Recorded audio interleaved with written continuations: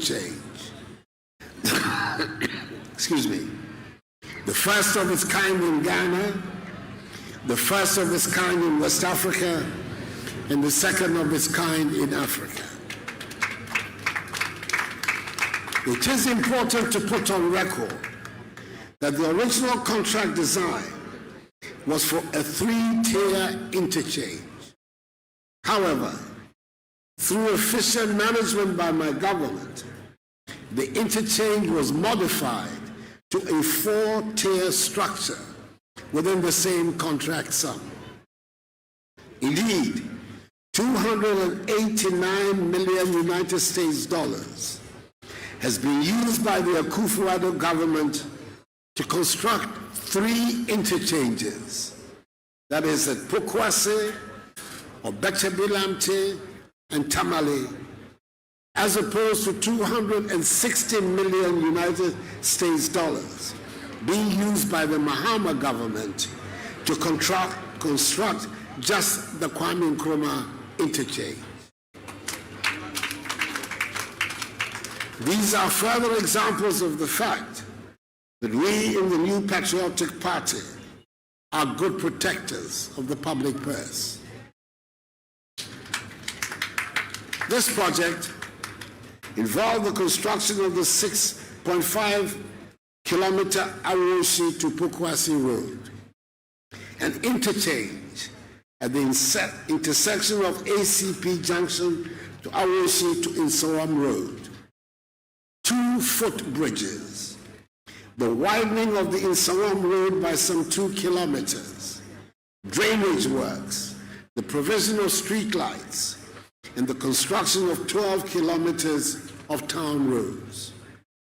It also involved the rehabilitation of the Obiman Women's Group Center to train women in pastry, bread, soap, and bead making. The rehabilitation of the MONTIE Gari factory for the processing of cassava into gari and starch. The protection of the 3-hectare Goa sacred forest, and the provision of ICT labs for 14 basic schools, which will help train some 10,000 basic school children within the Ghana North, South, Central, and West municipalities with knowledge in information and communications technology.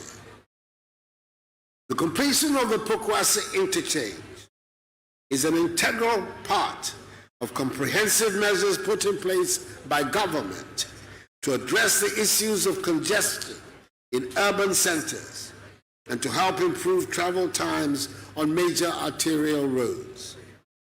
To this end, the following interchanges are being constructed. A. Phase 2 of Obektebilamte interchange. Work on the north-south viaduct to link the Ring Road West to the Central Mosque at Abusu Okai is progressing steadily and is 15% complete. The works are expected to be completed in 2022. B. Tamale interchange. This is the first interchange in the northern part of our country and is 73% complete. It will be completed by the end of this year. C. The PTC roundabout interchange in Takoradi, for which work will commence next month in August. This will be the first interchange in the Western region. D. The Nungwa interchange, which is part of the La Beach Road completion project. Roadworks are progressing steadily, and the contractor has since commenced the piling works for the interchange. E. The AGYEMAN overpass, whose ongoing works will be completed by the first quarter of 2022. And F. The Tema motorway interchange, for which phase 1 has been completed and is being used by motorists. Construction of the second phase of the interchange will start before the end of this year. Ladies and gentlemen, in addition to the construction of interchanges, government has embarked on a number of projects to improve urban mobility in the country to help reduce travel times in our roads. These include the construction of some 1,200 kilometers of asphalt overlay throughout the country in my first term. Beneficiary cities include Accra, Kumasi, Tema, Cape Coast, Sekondi, Takoradi, and Hohoe. In Accra, some of the areas that have benefited include Wejagbawe, Dansoman, Aboso Kain, Usu, Adentai, Ubuashi, Sakumono, and Mimpiasem. The Tema Steel Works Road, the only concrete road to be constructed by government since the Accra-Tema motorway, has also been completed. Similar works are also being undertaken within the Tema Industrial Enclave. Dualization of the Nanakrom Road and traffic management works on the East Legon and Zingano roads aimed at improving travel times within that corridor are 52% complete. The Kumasi Roads and Drainage Extension Project, which includes the dualization of the Lake Road and lining of the Seaside River Drain in Kumasi, is 75% complete. And the Teshi Link Road, popularly referred to as the Lekma Road, is 90% complete. Rehabilitation work on the Asin Fosu to Asin Praso Highway is currently ongoing, with that of the Aguna Junction to Takwa Highway beginning shortly as the contractor is mobilizing to go to site. Construction of the dualization of the Sekondi Adiambra roads in Sekondi Takoradi in the Western region will begin next month in August.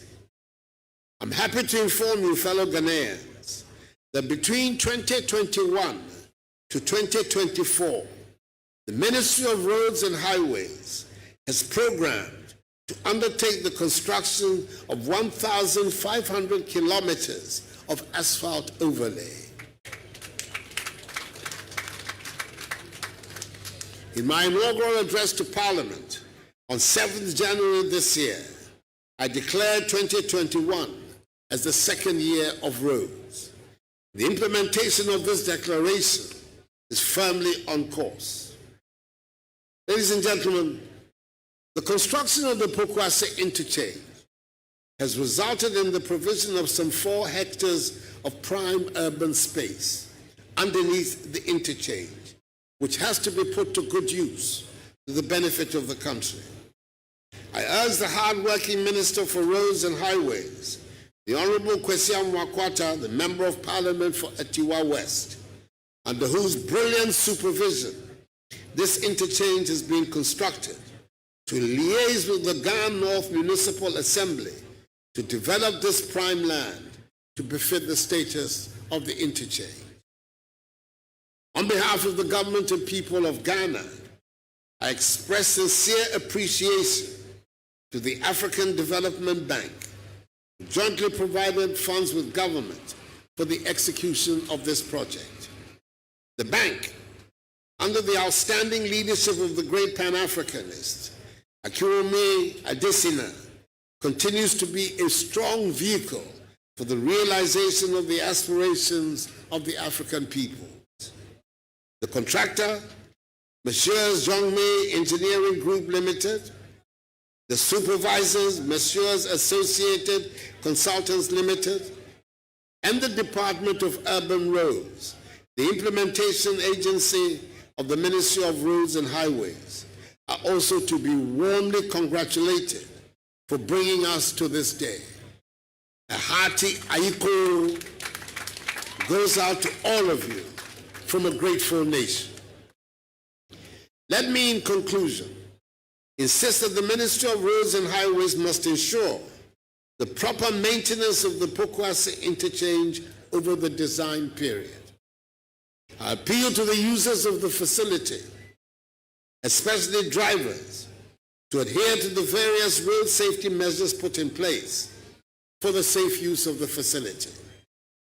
The modernization of Ghana is steadily gathering momentum, and I entreat all Ghanaians to join hands in building the Ghana we want. Accordingly, ladies and gentlemen, I have the great pleasure to declare the Pokwase interchange duly commissioned.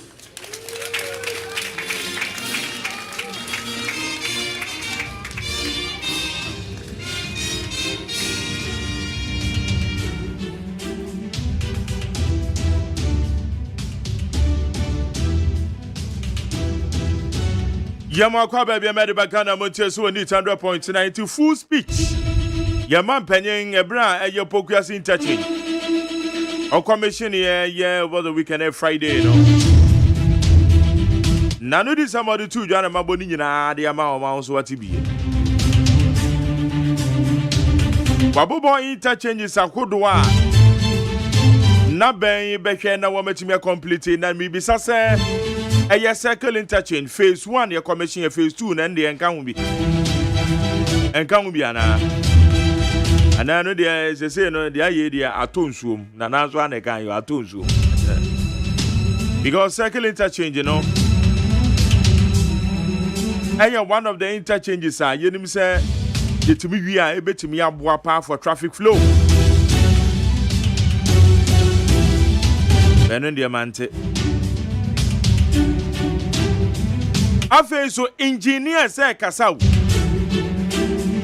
my program so Saturday me engineer Abdullah Mahama edin komo about program no so na o make a profound statement a very critical let's say yenyina yeni ko say Pokwase interchange botayenti ayeye no say yanye ofanko yi as botaye no eye yamutu because this time around interchange ni be distributive traffic no a distributor ye bisa say ofanko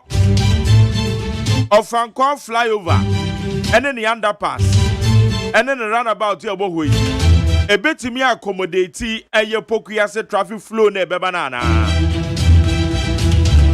on center me fa wa bo say ofanko no so ma na no na che traffic no e betia na asen aba be pie mu wo interchange no so nti engineers na ikasa na nyina na ne ko na ye bisa question need 100.9 so ne dwumadi e Ghana montie kwabena e wa ha da obankrata mu nsam no ye de e bro kwabena yo brapeni yes sir yankwa ni minute so abusuafo da obankrata ne animu na yeti bai the adam anim sisi ayi Ghanaian Times what the professor Samuel Kwabena anim why government statistician the funny about one when he said nice man ya wada tun kama and was suit was saying na white ni pakaya dim puntu oba no ya kan Ghana fwa ene da etatua omudi ni pakai no ba na wiye na omo sa agbachire their friend is some pap no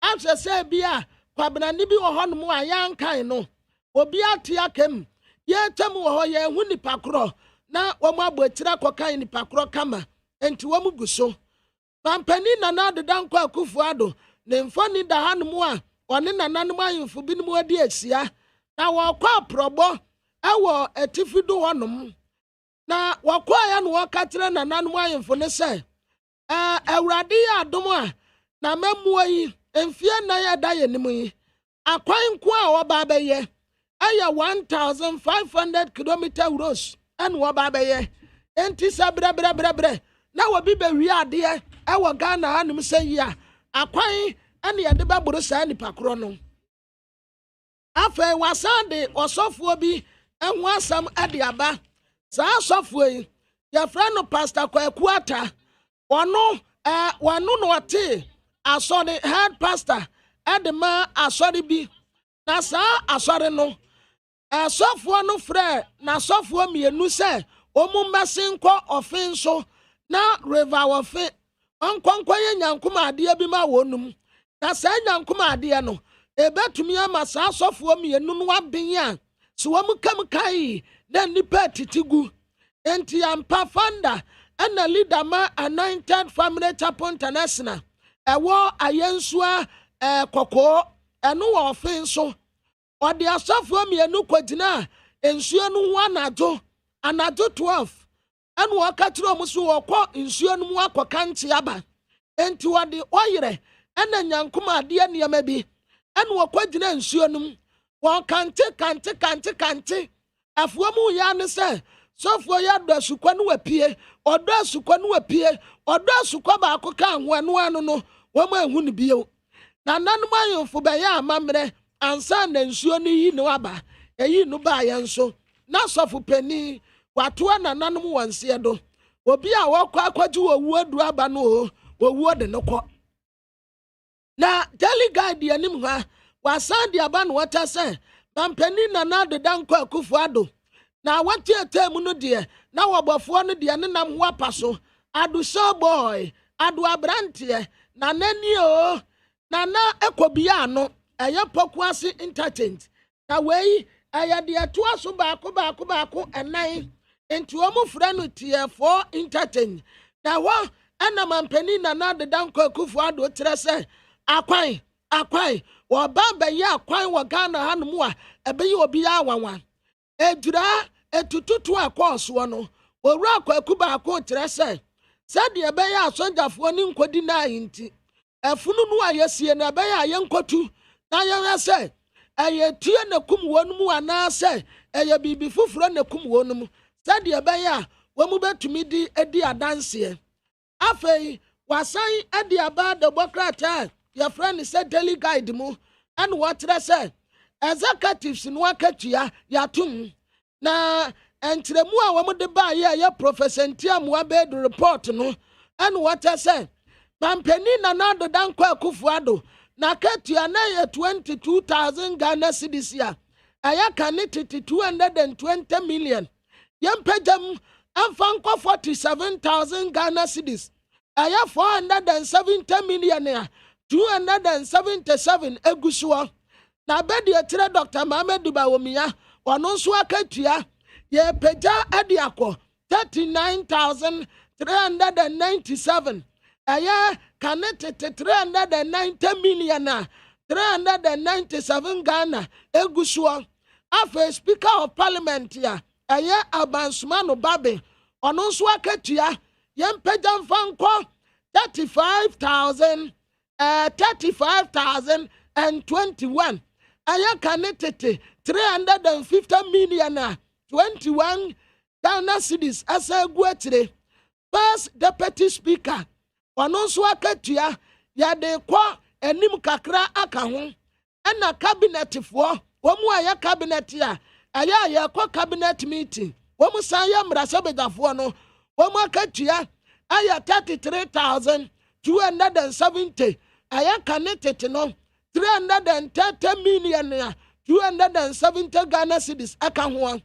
afei second Deputy Speaker ne dia no de usa daily guide hanum say ya ehwa no apepa nti me hu figa ne ye de me hu a eyetu ena Deputy Majority Leader ya wo parliament nso ono nso akatua wa ha 31,000 o se temensa bonsu Majority Leader ono nso akatua ewa ha ena Minority Chief ya eye Mubarak Muntaka enu omu aka ho nso wo mu de anenam 30,000 Ghana cedis regional ministers nso se wonya MP a wone majority rep fo no monam kwa ba akoso mo de ye 29,768 and a regional minister onye MP 29,330 and also what the aba monthly salary at the deputy ministers and so 28,000 280 million connected no womu dia womu betie no afei womu atu asubio chairman man council of state man council of state so obeji 28,455 280 million connected dia no afei emrasebedafo MPs womu nso akatua ya peja adekwa 28,000 217 Ghana cedis bi eguso aya kanetete no 280 million ana MPB abete no bosome afa ya no da nkyɛn a deputy ministers ana deputy regional ministers nso wɔn mu bɛ pocket 27,578 members ya wɔ council of state nso wɔn nso bɛ di 26,266 ɛyɛ 260 million wɔn mu akatua ntum no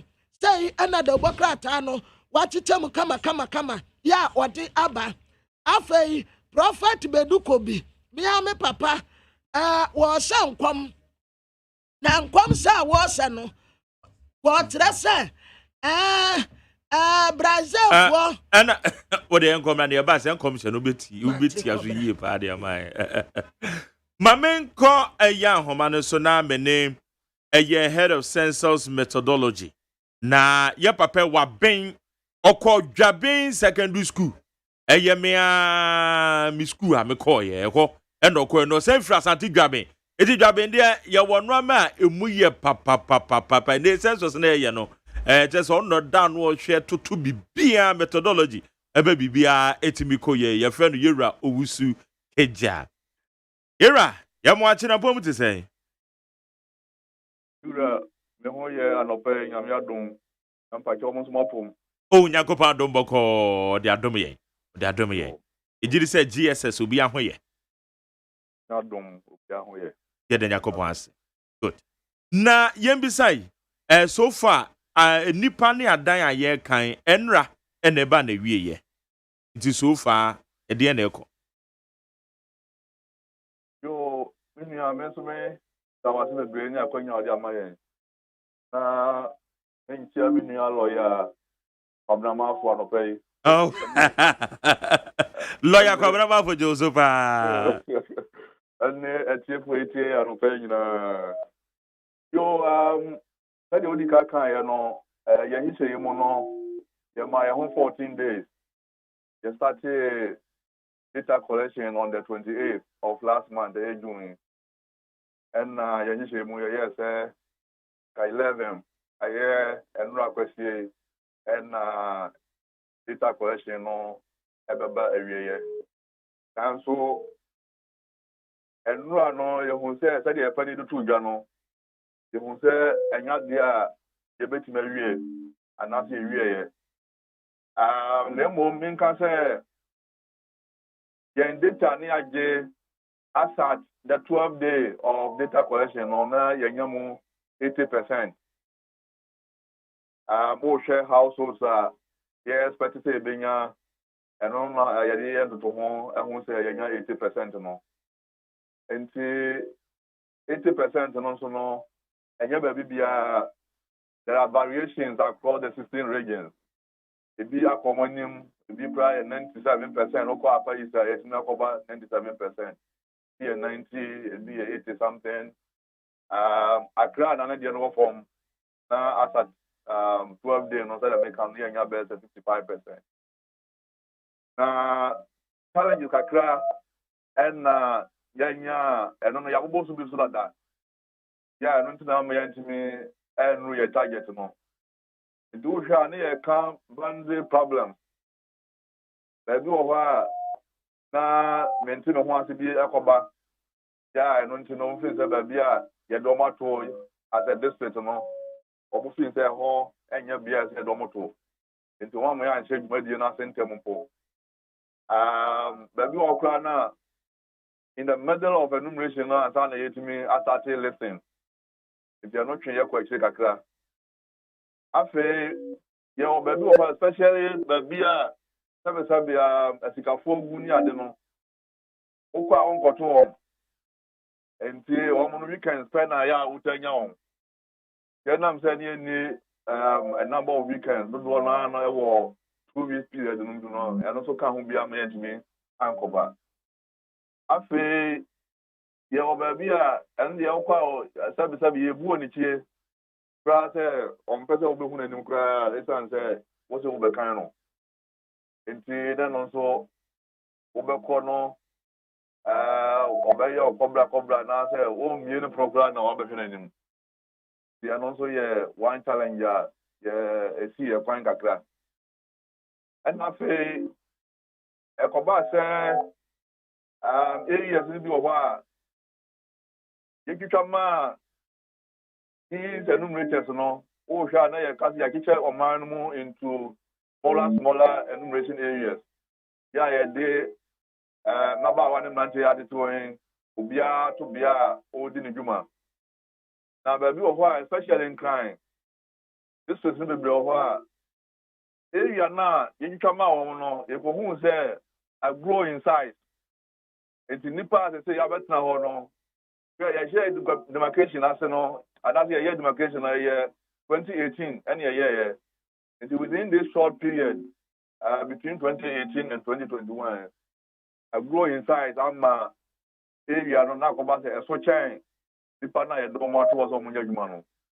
and also can be na ma bia bebre ho won kan ha in particular yantimi anwe enti na ko ba say na bia ya yantimi anwe ene wona yantimi ko ba wo nyina no ya hwese na otwi ya eda ya nimu yi ye be mobilize enkofo across abia nyina na o akodi sa adwuman amaye enti enye ba bia na ye bekọ etan say South America no the number of places are more than 80% and they are bia kaka bi na kamu na ye nwie no e ho na otwi ye de ni esia ya ko ya sa ne nyina. Okay. Na eno no mo nkrofo a enumerators na wo mo ye adwuma no mo be fa bi afiri mensi na huduom no ma ba beka wo mo nkrofo a wo mo wo challenges e wo mo bia e ho na wo makwa akwa ese adwuma na na Pacho ba say ya mpese be sa training for da kopu ya training da no mo ya adwuma no ya ne ebi kasa wo mo awie no ya dodo na no agye no asopamu a omo ne bekọ akọboa ama sa adwuman atimi akọso pepepe. Okay, na sa new hands no terrain na wo mo bekọ mu na ye foforo de ma wo no wo mo betimi enhumu yie because meka ya me ne wudi nkomo na mebisa wo say wo mo eba beka yen no mo fo mu firi baabi na ekọ baabi na wo kire say aya na mostly na ye biaya a wo no said you betimi ehu terrain mo nti wo mo bekọ baabi foforo sa no wo mo betimi ehunu mu yie wo mo ne so nyom totototo No in selecting people to go to some of these areas, consider all these factors. We are baby or why be in class baby or how corporate and our transfer. And there have been instances because in the past, we go how corner for drugs have Ghana. Was it in Sweden or what's another party? And a human flower guy on your view. It's in Sweden on transfer. But your conforms were almost a one almost an answer or similar experiences. And in all terms, also no, and your problem, mano. And you ever have factors in and sana the conform, I could be a say, you someone. Tell a bear, tell the old cano, and conform half for Emre. Okay. It's not one no minim say bia in terms of areas na mo face challenges na wo mo kwa akọboa no ebia some further refreshing training bi wo ha mo de be ma wo ma na. Oh, there be training in terms of AGYEMAN ankasa de bibian say the same methodology na use the same instruments and approach. The only year better say the can say then you say one person to an enumeration area. And as I say, a nipa ebia miensa na say num ekogu sabiano.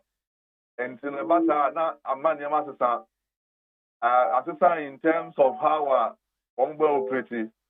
One year maybe a nipa miunukra no akushia wo efie bakum na omu nyina ni nipa bakum ebo kasa. We ni we abo kasa. At the same time, no, of also abani the same person bekasa. In the basa entry, in the time na you know beshia na no the ya church from ni so say kwan on befa so say be ya enko for help ya ensamre say the mekano. Emo maguma na kasa de ni na e mo previously no ɛyɛ no ana yɛde yɛ adwuma nti ɛnyɛ ɛho nkogyina sɛ yɛbɛsan ama mo in detailed idea. What can be say one tete especially sabi bibi wo mo nsɛm a mo tete mia bi saa no wo bekɔ weekend pe me ba bi a mete edu anopa sɛ ya wo hu anoma abakra wo kwan ho ɛno ane sɛ amanfo cars etwam private cars etwam kosa edu anwumra na obi a bewurawura ne fie saafo no kwan ben so na mo bɛfa so atimi a capture on because mo 1 week we pe ɛna mo de esi hɔ sɛ mo bɛ dis adwuma. Ane eti menu kasa ya training bi kɔso a menu wie pa me join that meeting no enti eno ka strategies a ya pɛ ya dot to form na ye hu kwan papa e ba so a ta bia ya akeka mu nyina no ye betimi akɔbɔ mu nyina enti no so the kan ba bi wɔ hɔ a Sundays and na weekend pe na benya wɔm enti e kwan papa bɛ so na ye ba so a betimi enya saafo ya yɛn kwa wie no na yɛsi makɔbɔ obi a nti yɛbɛsi nkonnwa na yɛatoatoa saa adwene no na baabi wɔ koraa na abɔ mu no na ɛwɔ sɛ yɛde nnipa bebree ɛkɔgu hɔ instead of ebi a nnipa num no weekend no ebi a yɛyɛ nnipa aduonu a yɛbɛtumi akɔba saa afɔ no nyinaa nti yɛbɛtoatoa saa adwene no na yɛhu kwan papa a yɛbɛfa so atumi ayɛ adwuma no. All right. Na yes, I'm beside 80% of households most of my culture likely so be or you bet my kind improvement as one.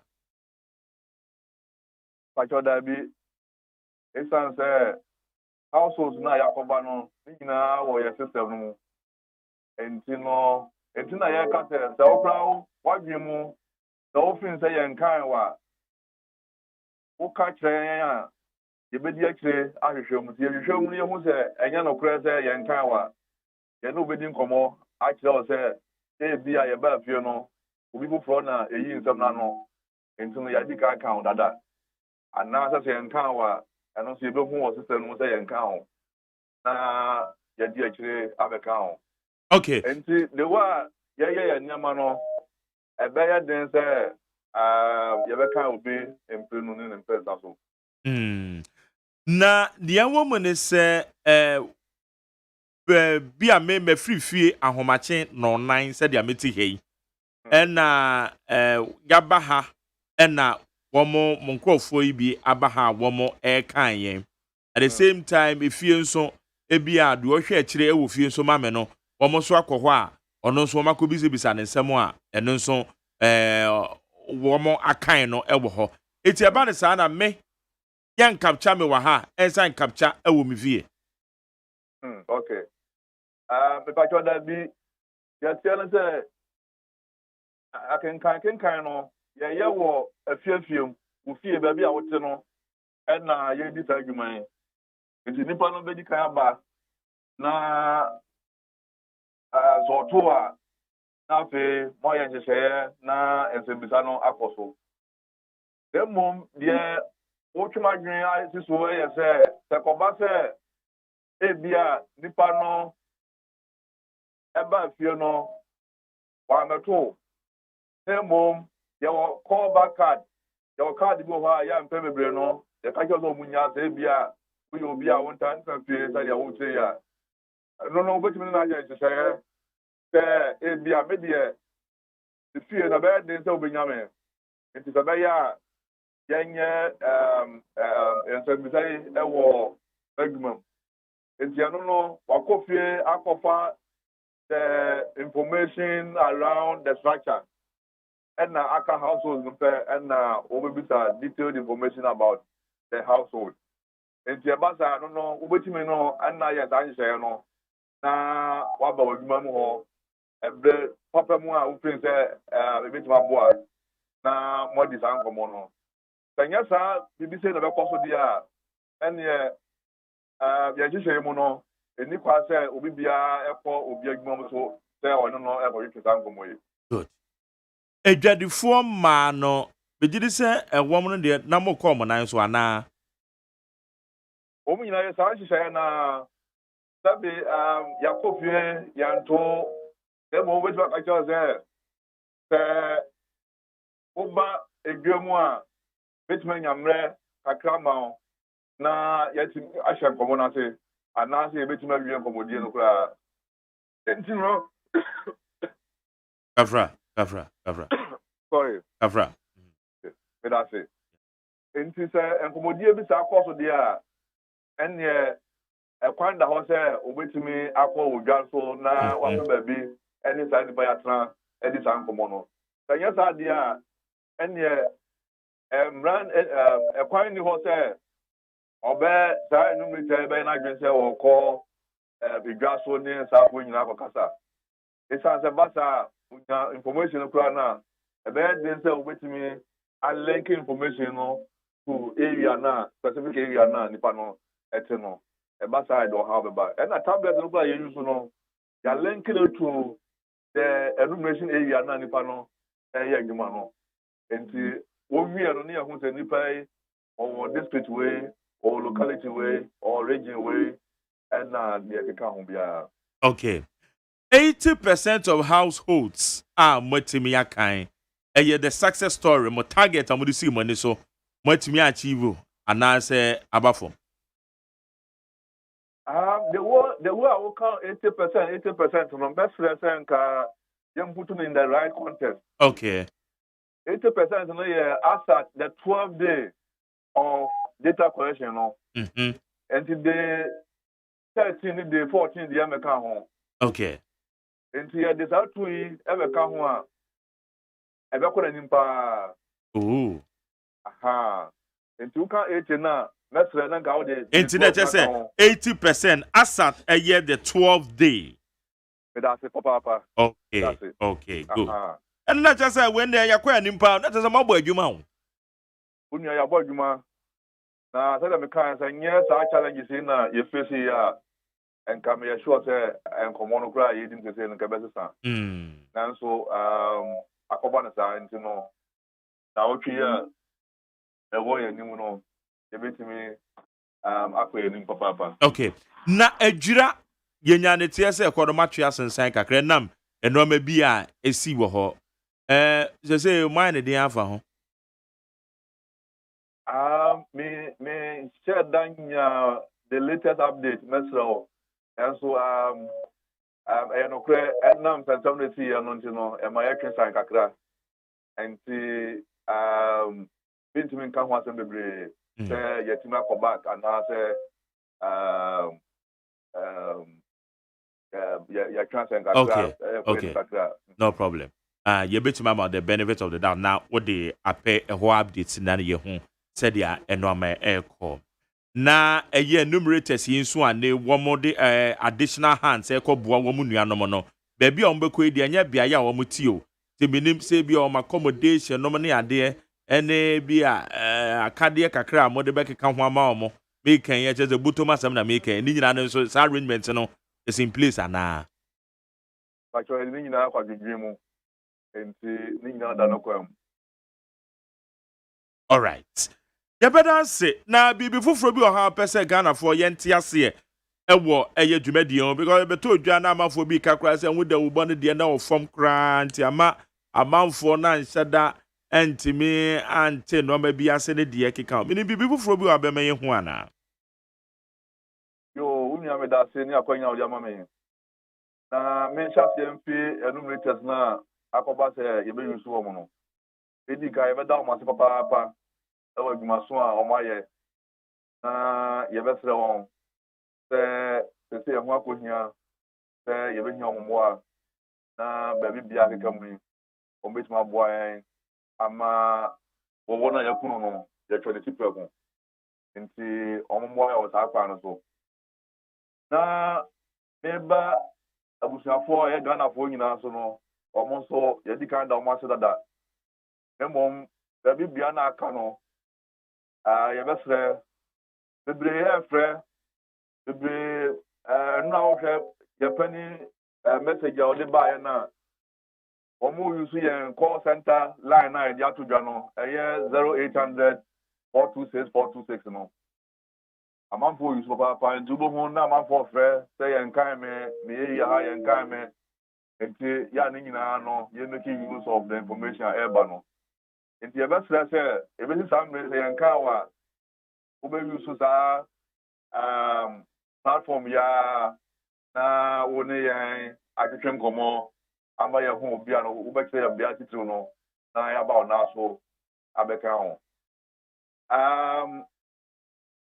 publicity na wo se ɛwɔ fam no ɛkwan bi so no yɛ na me ne saafo no nya dwen esan sɛ yɛdi kan kɔyɛ listen dada nti baabi bebree akeka mu no ɛyɛ bia already no yakɔyɛ listen dada na mmom wokɔ a wɔsi wo mo abɛka me dada yɛkyerɛ mu sɛ listen yɛ different from enumeration no and so wɔsi once a yɛaba hɔ no deɛ once anya biom yɛ no ɛba ɛsɛ sɛ bi wosan ne kasa kɔpɛ opinion leaders ɛbɛ pakyɛw ne ade enti no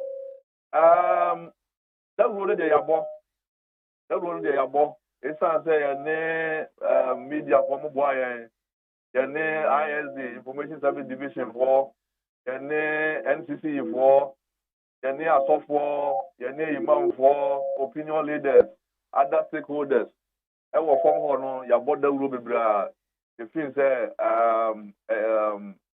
ɛsɔni ɛkyɛn sɛ deɛ amanfoɔ keka no na mmom yɛyɛ hia no sɛ amanfoɔ bɛyɛ open up na ebi koraa deɛ ayɛ politics ɔwɔ nua mi kasa yi. Ebi deɛ ayɛ politics. We nso partisan politics na ba abɛwura mu. Abɛwura mu nua. Nti no yɛyɛ srɛ ne sɛ na ɔtwe ɛda yɛn mu a yɛka ho asɛm yi obiara bɛbie ne pono na yɛn mmeranteɛ ne yɛn mmabaawa yi ba wɔn nan so a wɔn bɛnya abotire ama yɛn na yɛtumi abisabisa nsɛm yi ebi nso kura yɛka sɛ yɛn nsɛm no dɔɔso dodo nso yɛwie a sɛdeɛ na medi kaka no ɛyɛ Ghana ɛna ɛbɛboa yɛn yɛhia credible data sɛ yɛde bɛ tutu yɛanammɔ asɔman nti no yɛbɛsrɛ sɛ 40 minutes to 1 hour you best spend it on asking these questions no amanfo nyina benya botira ma yen yetimi anya sa information there will be ase yo Ghana fonso edamase ene adwuma pa mo bona ejiri se bibia ba na wieye ebrepa mu no na afi yedi hu komo yie comprehensively yeda ase ase da wase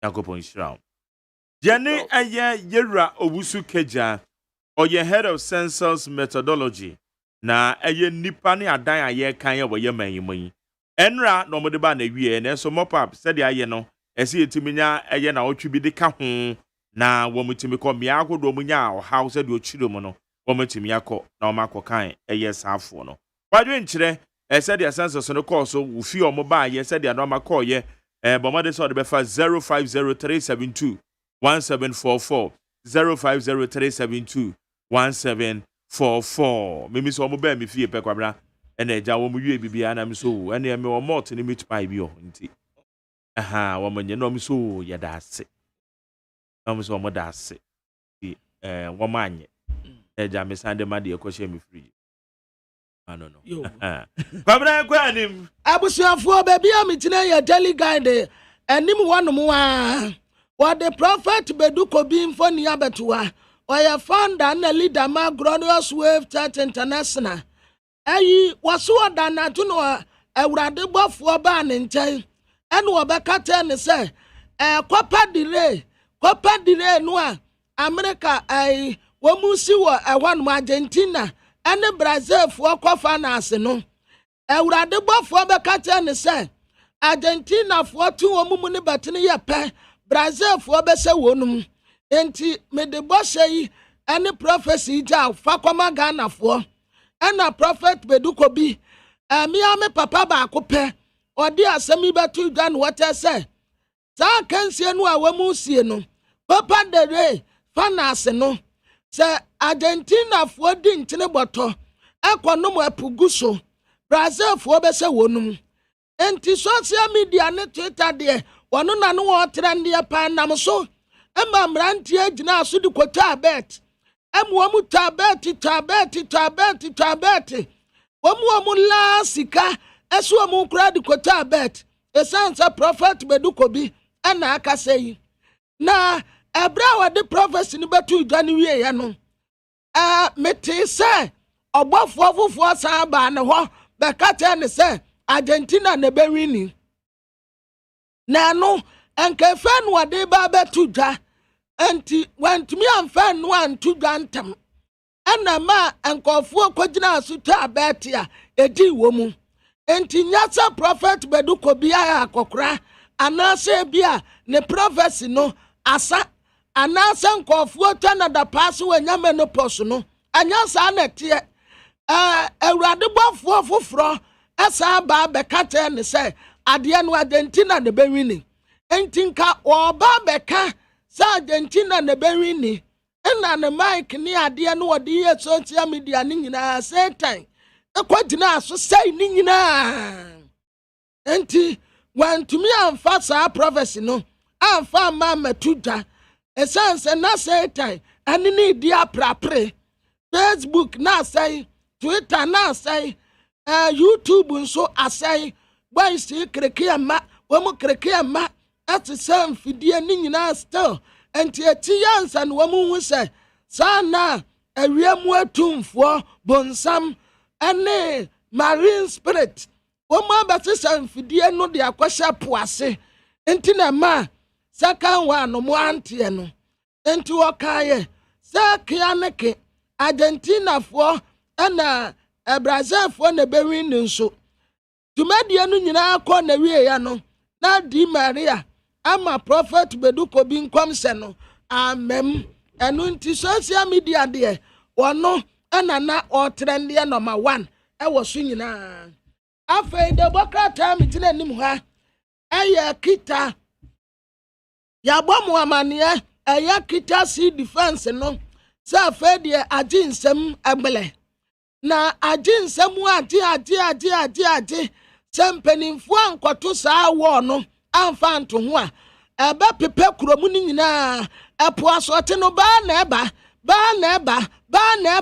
enti wade Francis asenso buate emfo ni abetua na watasa maami ono no yamra shebetani ma adehye a wokita aya difa gomasi na enum wano wakasa ho etu wana mo asra mampani na nadeda nkwa akufu ado se na adehye ehye o ensuo ne pepa wo mu adan ana no kura de etisi mu akwasiye emu awowanum nyina akwasesa ni nyina akoye ebu light pole ehura dan tugu na adehye no kwa kire ana gusu ba na eba enti wose kita si defense ne de afa de aginsem empanimfo nse na womuntu wana mo ma no anya saade a wontumi wode Dr. Matthew Opoku Prempe oyamra sebedani a wetira ma adehye wo mensia sauto a osaye Minister of Energy and wadi school nkonya ade akwa adesuafo a woni mpesua so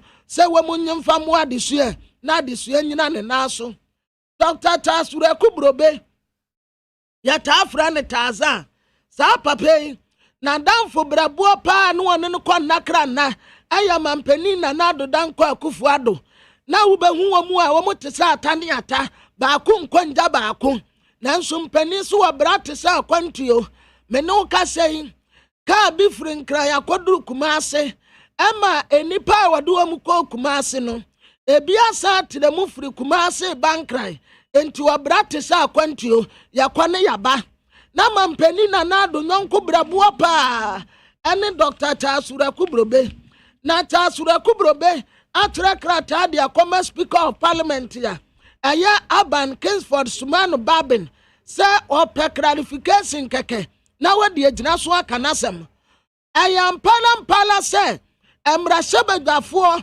ade atum se yemra metua first lady and second lady ka na ye betua wo mu ka te se cabinet nso ana se speaker tumi na no wie pe na krata o pese wo tere anasa small pese wo tere edema mampani emra sebedafie ene Ghana this year nyina no wasa tere die tire enti we die aya clarification pe ɛna ɔpɛdeɛ free speaker of parliament wa ɔde ne mfoni abɛto ne mfoni na wɔde baeɛ no asiidu a ɔhyɛ n'african wear ɛna wɔgya n'anom femfem no ɛna ne tiriwi nso afufitaa ɛwɔ Democrat the Inquisitor anim ha afei Ghanaian publisher wɔde aba no wɔtɛ sɛ lawyer bi ɛna ɔbɔ Chief Justice Justice Kwesi Enin Yabua ɔbɔ no so boa sɛ saa papa yi wɔgye bribe ɛde firi wɔhene bi nkyɛn na saa wɔhene no na asɛm bi a wɔn ba abɛdie sɛ ɛbɛkɔ ama wɔhene no a ɛyɛ nkunimdie kɛseɛ paa ɛnkɔma no nso a na kyerɛ deɛ nimguase ato no enti wɔhene no ɛna ne lawyer ni a wɔgyina mu ama no ɛbɔ Justice Enin Yabua so boa sɛ Justice Enin Yabua ɛka sɛ so wɔn mu pɛ sɛ asɛm no kɔma wɔhene no deɛ a ɔmfa $5 million mmra na ɔde $5 million ba ɔno Justice Enin Yabua ebedi asɛm no ama no na sika no krampo wɔn mu kɔtua mu $500,000 ɛde maa no sɛ wɔnte enti etire na nkom de balance no ɛde kɔ Chief Justice ho Justice Enin Yabua ɛno nti wɔde aba no wɔtɛ sɛ wɔn mu bɔ no soboɔ sɛ wɔgye bribe no na wɔ demand $5 million ɛna wɔn mu kɔtua mu $500,000 ɛde maa no enti wɔde Justice Enin Yabua ne mfoni aba abɛto ha ɛna ɔbɔ no soboɔ afei Dr. Usuafri Yakoto a Greek minister and what has so far fertilizer abain akradiaba aya 1 billion Ghana cedis fertilizer and woma akradiaba and wasam ewe anim ha afei mampeni Nana-Addo Dankwa Akufo-Addo and waka kyerɛ John Dramani Mahama say 4 years wobɛtena akonnwa so wamfa mmɔbrɛ bia wanyam puntuduma baako mpo enti emra obedi wo man yakonnwa so obese brekeke se wo pa memuo papa won se wono Nana-Addo Dankwa Akufo-Addo ene MPP aben omu na akire no memuo papa enya ne de no a obe west mfie nan Ghana fo adaje akwa e wo sa asem hu na Daily Post wanim ha wasan de aba no wata se John Dramani Mahama esremu se data and wata se akatua yebetua de ama first lady fo no mampeni Nana-Addo ho aye no wanwa papa na wono kra no eya Kufuor abreso ade a wobeto ye eya allowance nkakra no wo de ma wo mu eno ana no wono nso di so mampeni Nana-Addo Dankwa Akufo-Addo de osi yentua ne yereka yensentua na bedi ekireka obi a wa wo yere ya wo memu akwanya eba ni sika security ejapade ni nyina se wo nsa yensentua wo yere kanka ho yentua wa bedi ekire yere kanka ho John Dramani Mahama tase asem wedie aye no ononyamfo Francis Xavier Sosuo wadaha wayemra sebedeni en wade Chief Justice Enin Yabua wono sonfo ne abetoa en watra ase se wono na wagye bribe no awrade mesremu o me dey understand myself from this yo me kai keke I Magdari me kan yo Democrat na de ade aba ene ye kan enti mini contempt bia ni ase sense me ba ye tete ya over the weekend na me kan mini contempt bia me akura mini anopempo mini di ye krata na aka aye Democrat anu mu nsam ne ye kan I understand myself you understand yourself me tie kura me ni adade ana me de bia kwatena court they you know it say lawyer no cry General Legal Counsel for Africa. Yes. Yeah. Na eno ena Democrat kire say enipa oson takrate e wo bribe no mu aye Chief Justice Enin Yabua what say bribe o demand $5 million. Na say we allegations and we command mubi and what the lawyer Kwesi free fan one Chief Justice Sobuo say one way lawyer ni want to mean cancer more anya no kure emfa to papa so enti what the aban what say $5 million bribery allegation, and Chief Justice on resign and answer on step aside. Now we system. Anya saase watena honom pa dia asam no enkwan kwasiaga enti the Democrat as Francis Xavier Sosu was the Chief Justice on resign and answer on step aside.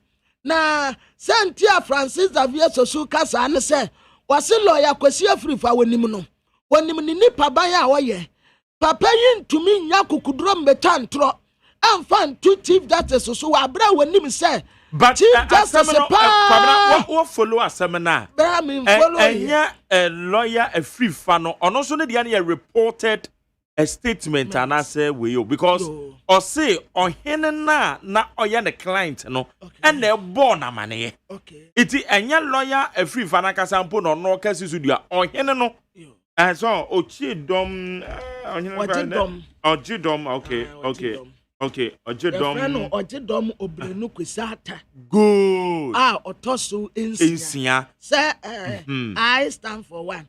I stand for 2. I stand for 3.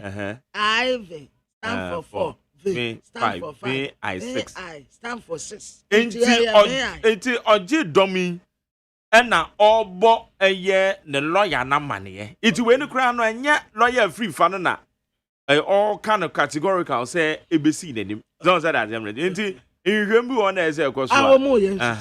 No na Francis Xavier so say Chief Justice no step aside. Okay. Na omunye ne ho nhwehwem. Yo. Abusafo da bakata da hera de anim hanso. Wode wakuje to abra kwamfoni abetoa. And what I say $28 million bosia wo de kotoka no. Wano de watu ne ho afrim sika no obetumi de aye niema bebre woni mpesi aso ya se wonfa nkotoka enti ebetumi a wono de wo mu mfa ne sika ma no na ade a wopeso wode ye no wonfa nkonkoye ebi kura ka no mpo wo bi ho ya sa ba be ma no bosia by force se jenefa kotoka na we mpo sa ka ya wo mu kokre ayi obi na ekokra ba obi na ekoye negotiations na wano so ne kakra we bia be wampa ha biada yamfa ne sika ma no na wano a woni tumedie bia wo pese wodi a wode akwa akodi Chief Justice ani yaboa wada hanum a wo sa na rig lawyer akwasi afrifa wano so da hanum a wote ka mu lawyer akotampa wano so extreme na bodge atise mrantie ne die ne bi ene wabɔ ne tiri ho hyɛn ene wada ha ene wata sɛ wahimpo bi o ana wade sobuwa kase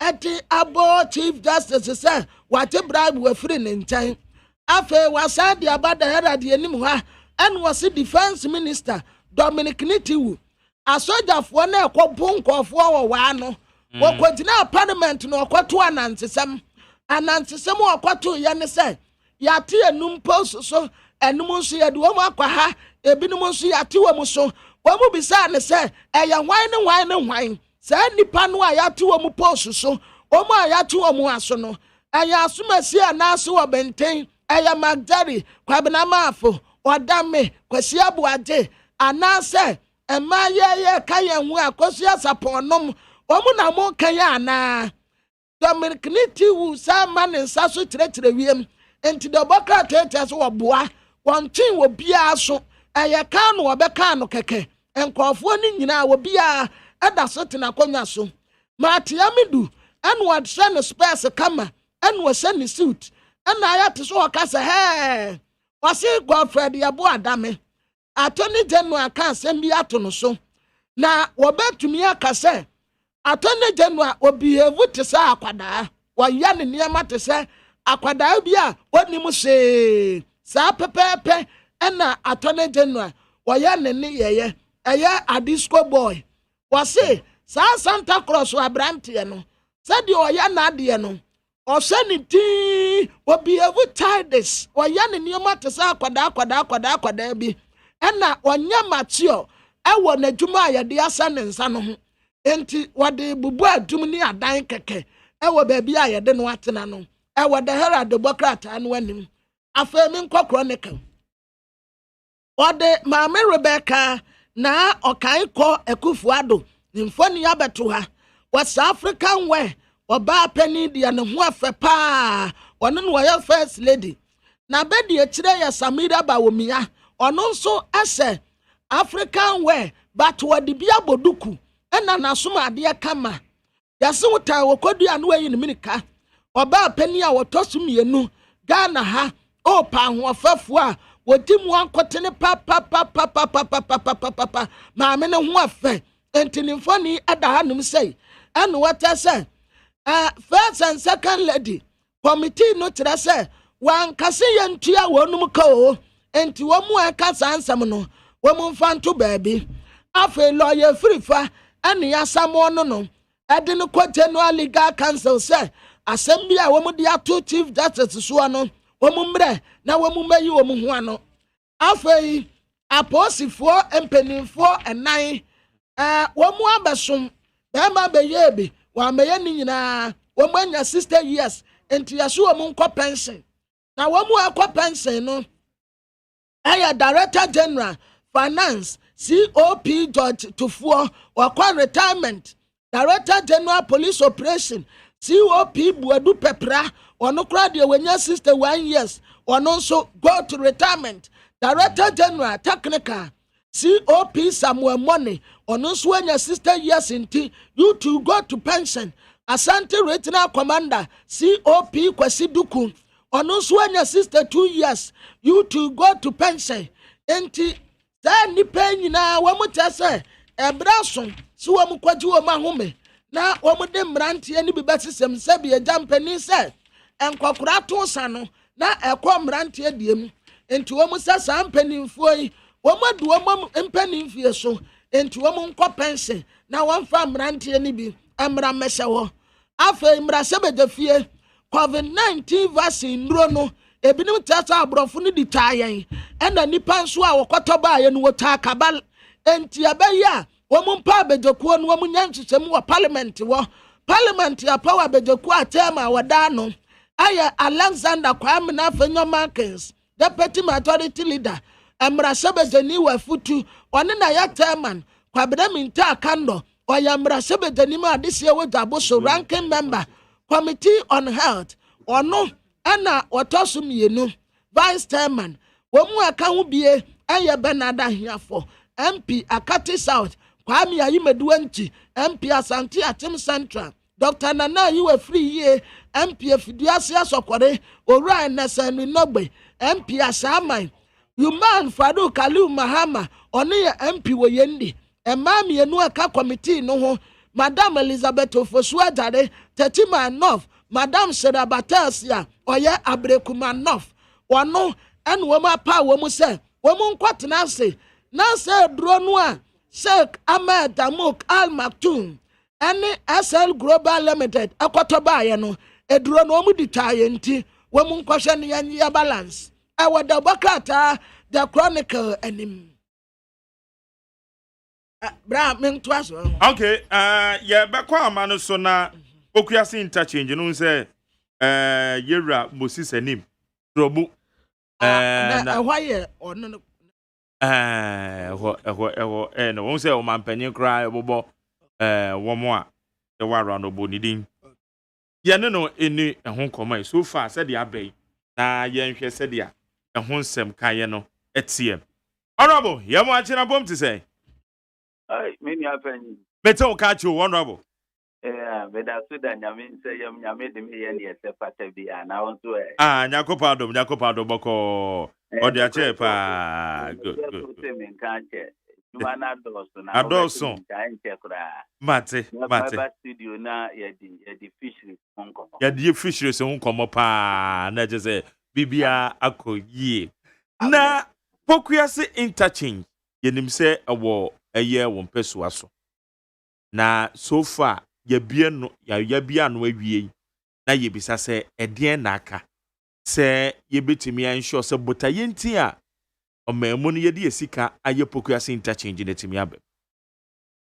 me da se papa no pay na nchia dana fu nyina o mampanyini na bedi peso aso consent executive polling station for any coordinator Namia Mad Party, and an ascent so. On fire, yen with the butter, nation eating concurrent. 4th-year interchange, a SEPA, West Africa, and na Ocean Africa, so ba coupe na West Africa, and then yenya ba Ghana, women perswa so Pokwas. Nigeria and Sana no, new market here, of course, woman, and in our constituency. Interchange way, and the biggest box supply point for power. Yeah. So, of course, when check on also President Babi Piano, it's almost at 98-99% complete. The Babi Piano is or not. Well, AC people pass it and Tinamini had done at near the Nasima or Mampenia, who chila the estate to Monday, and now the damp part in a bed is that in I like the Dr. Bow. I'm part see a we interchange you will be a home institution every signpost and directions that so be a finance that total road safety also a buyer because the commission, you know, and then driver food also a woman. Yesterday, I said, you know, baby direction. So, about process there because ubi this set a question and about ubi sa na ubi can answer ucha no ho sa 4 times answer na otimi dani ehuna kwan but you say about process no ebi betu ubi kakra ebi twa o mo kakra answer but yema ye good direction road map na wo ono any directions and also the signpost necessary for be I wish DM or for how be Umase and Canadium or for how be ACP Quabinia DM or for how be Fanco towards Accra DM and the Ushu share that direction about what ama unyira so the tosu PM president and so stand share minister them kete say interchange we have about 4 acreage land space. 4 acreage land space a double. Now, your president Ghana for your threat, you put to do before me and say that space in there down and your container space. And then baby, na whole space. Be consultant in associated consultant engineer Bempong and engineer Papa I work my one that is opa share in near man I almost like meetings I know several times there's a whole design work occupy that space.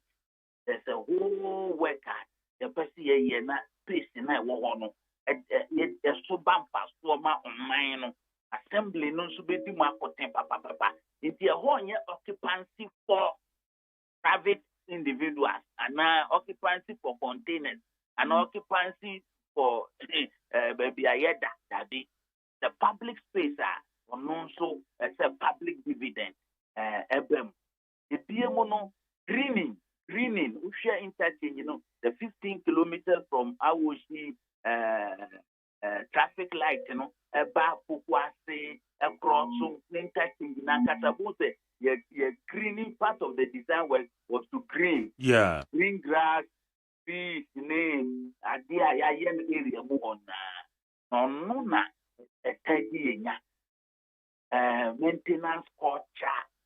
No, there's a whole work done as to post project, naturally, how we can maintain the green grass and the trees, now I come because that area, green a black. When we say, it's need that maintenance culture and duty, maybe I say, other concrete or pavement surface. And why because we put here too much pavement and concrete surface, but it means that running surface water will be abundant. Now, draining system is where among putting me talking. One shiny year pet, not on so overflow, now best say fine. A coin piano, my wife, baby, a swa, a bit tenant, a fast, they begin after.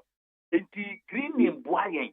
A man so do to an abatono, it's simple, who's a green grass, the best work for me, says, a bell running, Nako Chiafa Fansunaye. It's a very strategic, technical approach to green and a road environment and corridor like that. Into your no so, and we near past it, the machine. Nothing, your best say, the behavior green grass, young pato, young crossover, young nancy so managed. Or maybe Pompoko Secondary. One culture at Pompoko Secondary School is that you don't cross alone. Who cross alone a serious offense. Senior to me punish. Uti anye yekwa o shito kakraka obeje or je ko headmaster or can it day the one of the culture and the rules and regulations is not walk across alone. Nothing another be a maker, me advocate says there are some unique regulations in certain schools that it maintained. Yeah. Don't let us cross over the lawn. Near Nante grass is also then a bear a betting near one year maintaining. I feel so food bridges I yes, let's use the food bridge. Then a bear, but also traffic in a way of crossing. There be police in it or Saturday, Amawasa direct, there be uncle the new baby before a quarter from Quaby my Ankaba boy. Yaya food bridge. You so young first bridge so. I say zebra crossings a whoop a beer being so no grabber for Mumin Yanshe. We don't say Nippani zebra crossing no swat. Yes, Russell the slow down with na Mama was paso na etimen so aboying. And now famous drivers. There was speed limit when you are reaching certain areas. Unamkruma and also baby so to say interchange and approach road to an interchange like that. Multiple road network, one is the ultimate top one. So now we come up a room about 4. And then it's saying this I'm running to be. Am I a ramp? Maybe a ramp sleepy walk around a avoidable ramp. They create more traffic because Nippon slow down or now back slow down. They imagine consequences. The trailer means also no more break. Imagine the accumulated traffic ever block wall. And the more you have ramp on so no can it do or apply brake is not friction or apply brake is not friction. Question and ramp on no not 30 the 8 to 2. Not 30 to 2. Let's say lose no at the back. It's your best driver for who do chroma and I would do approach interchange and I be this turbo speed limit, my name Ratania, except a Mlani ticket. Now, you know, it's meeting Mrasso, now you're sitting here. Ebema Dia Bekui, a Biemono Yakatia Road Ministry, roads and highways, especially urban roads, routine maintenance. And also, Omening Komaye. Then a baby to Chimakatantama, now ya be corrected, then a bear and expanded and spreading. Yet nothing. You know, yet Piasi, President Nanado Danko Kufuado. Nimremu, or yet Mrenini, or certain record, or make history, or yet politician, both as a candidate and also as a president, or break record, or certain history. And then as a president, Ogusu said he will break record. Now, with him last history, another history of Abe said. Another history, Nanado Danko Kufuado, Abe said, and it's hand over the presidency baton. No, I'm a colleague MPP in 2025. And the first history of a president Bianya. Another Danko Kufuado, Yamishirano. Na bedi Dr. Baumia, na Nyamishira the Papa Familia, ye pe external works do account ni idea the soup spread on the relationship with African Development Bank or can be my end. Storm drain 7 kilometers storm drain external works. Linear Baku running from the forest Guaco to Itaki River, where it snaps the Sumpa River to a traditional heritage point of the traditional council of Ganoff. Avoid your friend and grandpa friend and Wanya, but we are in Quanipo in Taki no Mono. When we are here, a traditional heritage at Timatrapu. Now the record set view and it's an increased scope of work, a major increased scope of work from a tier 3 to a tier 4 under the eagle eye of His Excellency Nana-Addo Dankwa Akufo-Addo. They not add on to cost. Under the same 3-tier cost, there's a convention of a 3-tier increase in scope from a 3-tier to a 4-tier work under the eagle eye of the President Nana-Addo Dankwa Akufo-Addo. I'm a recorder. History, I was ancestors to a breaking recorder or they call. Yamin Shira Munya media for him. Because I say, you na media for a minimum, you have from 4 years. I've been here now in the idea steps to be a coffee papa. So now we have proposed through risking our lives. No more Baba, dear, no more need, no more future, no more making sure that the airport, a good year, no more time, 4 years to an Amoka, let traffic, a people winning convenience, a people winning a Modeba Bonte, now would dear children, Yamin Shiramo. If they project affected persons, the community people, or Chimai Residents Association, Holy Hill, and our residents associations are comminated together. To a boo be dying, no, Siena, value near the Kakra Breno, now the project affected people and the community, now their cooperation and their support for the project. All right. Okay. All right. Yo. Okay. Yo, honorable, what does ye na yen share no maybe? Say, Pokuasi interchange, be distribute to a year traffic. Ye bet many traffic flow. Na ye bisa say, ofanko a year flyover. Ana ofanko a year ne runabout. Are you ready to accommodate the heavy traffic flow from Pokuasi interchange, Anna? It has been awarded. And there are 2 links the interchange, major links to the interchange. One, from Dontai U10 and I are blocking to the Upanko Overpass. So no interchange. Just the 1 year is called overpass. That is one.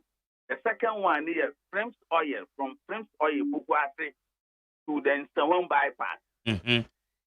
That is the second one. And these 2 projects have been awarded to contractors, local contractors. In fact, if we White House or U10 and John Turner, the right side you throw a poultry farm. Because there was a marking, engineers in the front of Chenry, no. Marking has to be those multiple never funny. There will be some interchange also in that area because we need to raise the road there because of this interchange.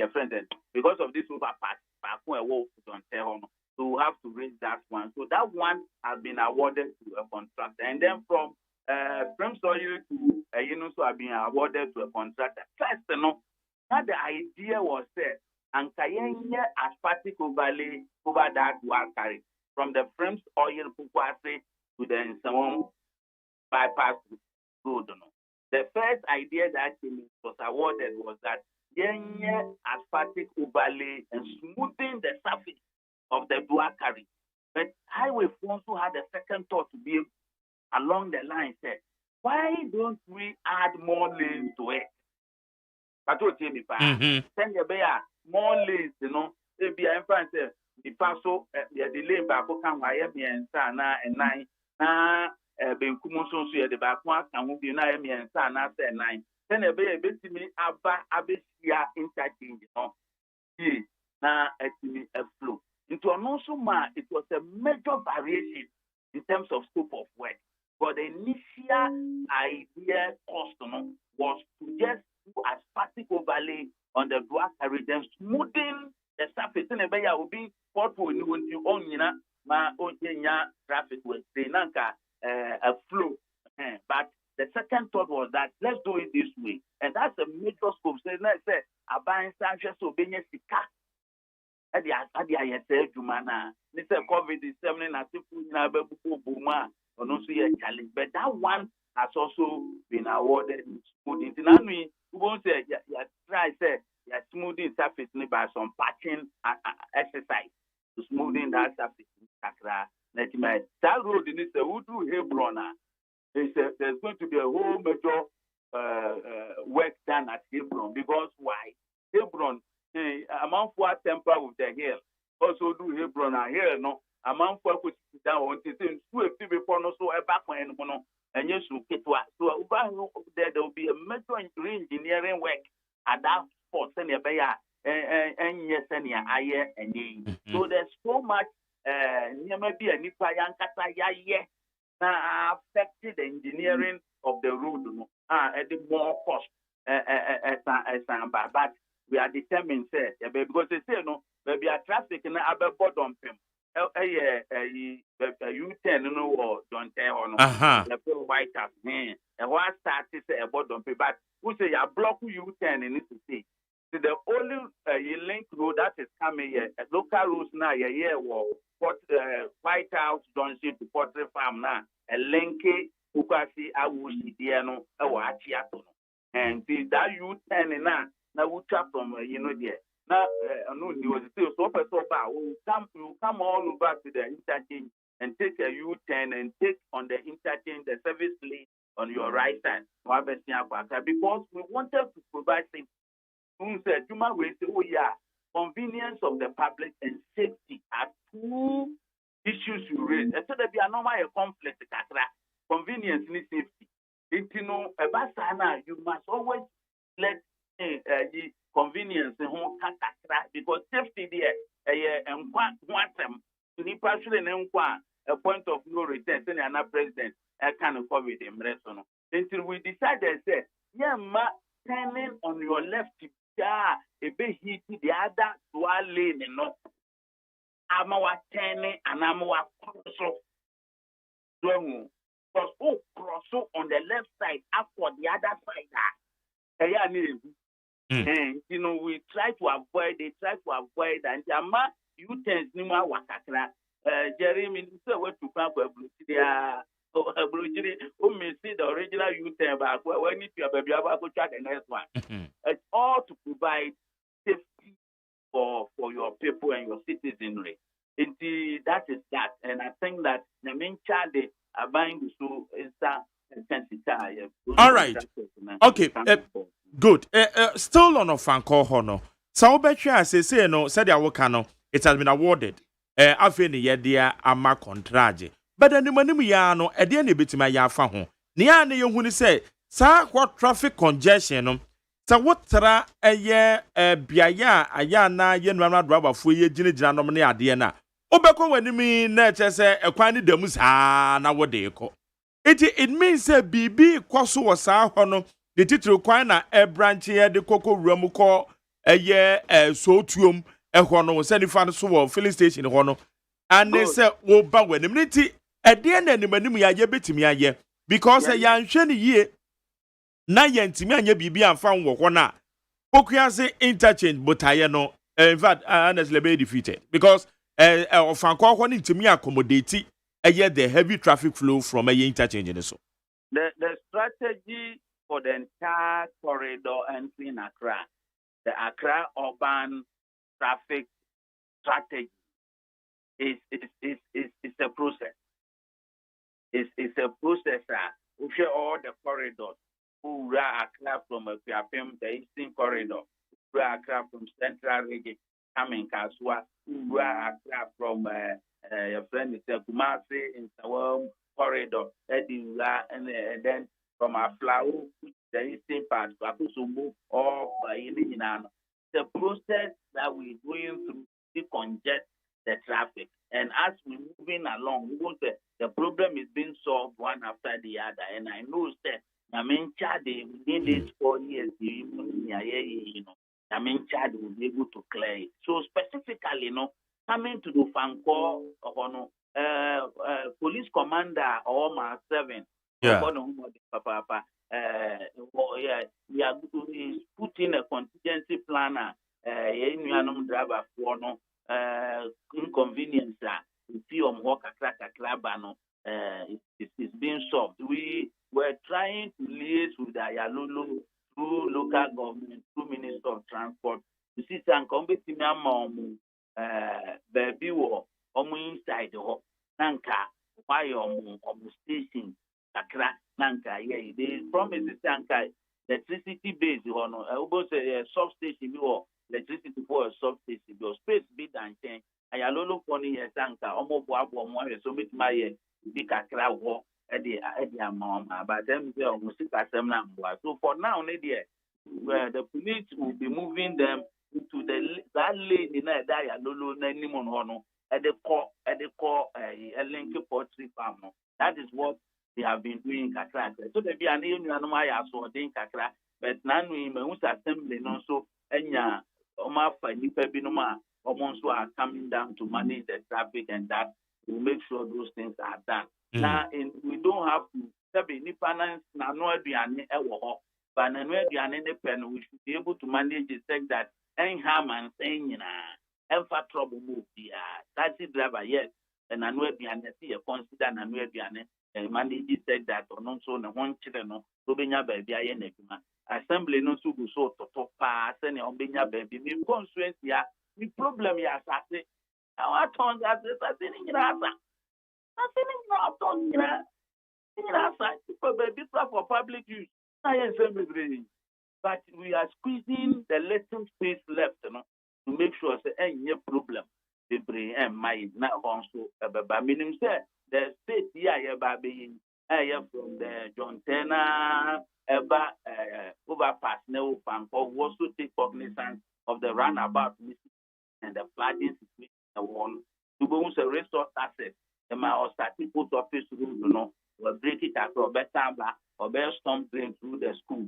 The main drain in that been also the timber market, been also towards the post office room, very big drain, and amount for density in our block. So resource asset is supposed to reopen it up and do a storm drain through the school, and reopen it up so that a flow to bit my best share that. Now, for then there's going to be an extension of a storm drain, and so I asked 30 years contractor, I'm from the veterinary section, so to ICDC, minus one, maybe first as well, baby of Anko veterinary.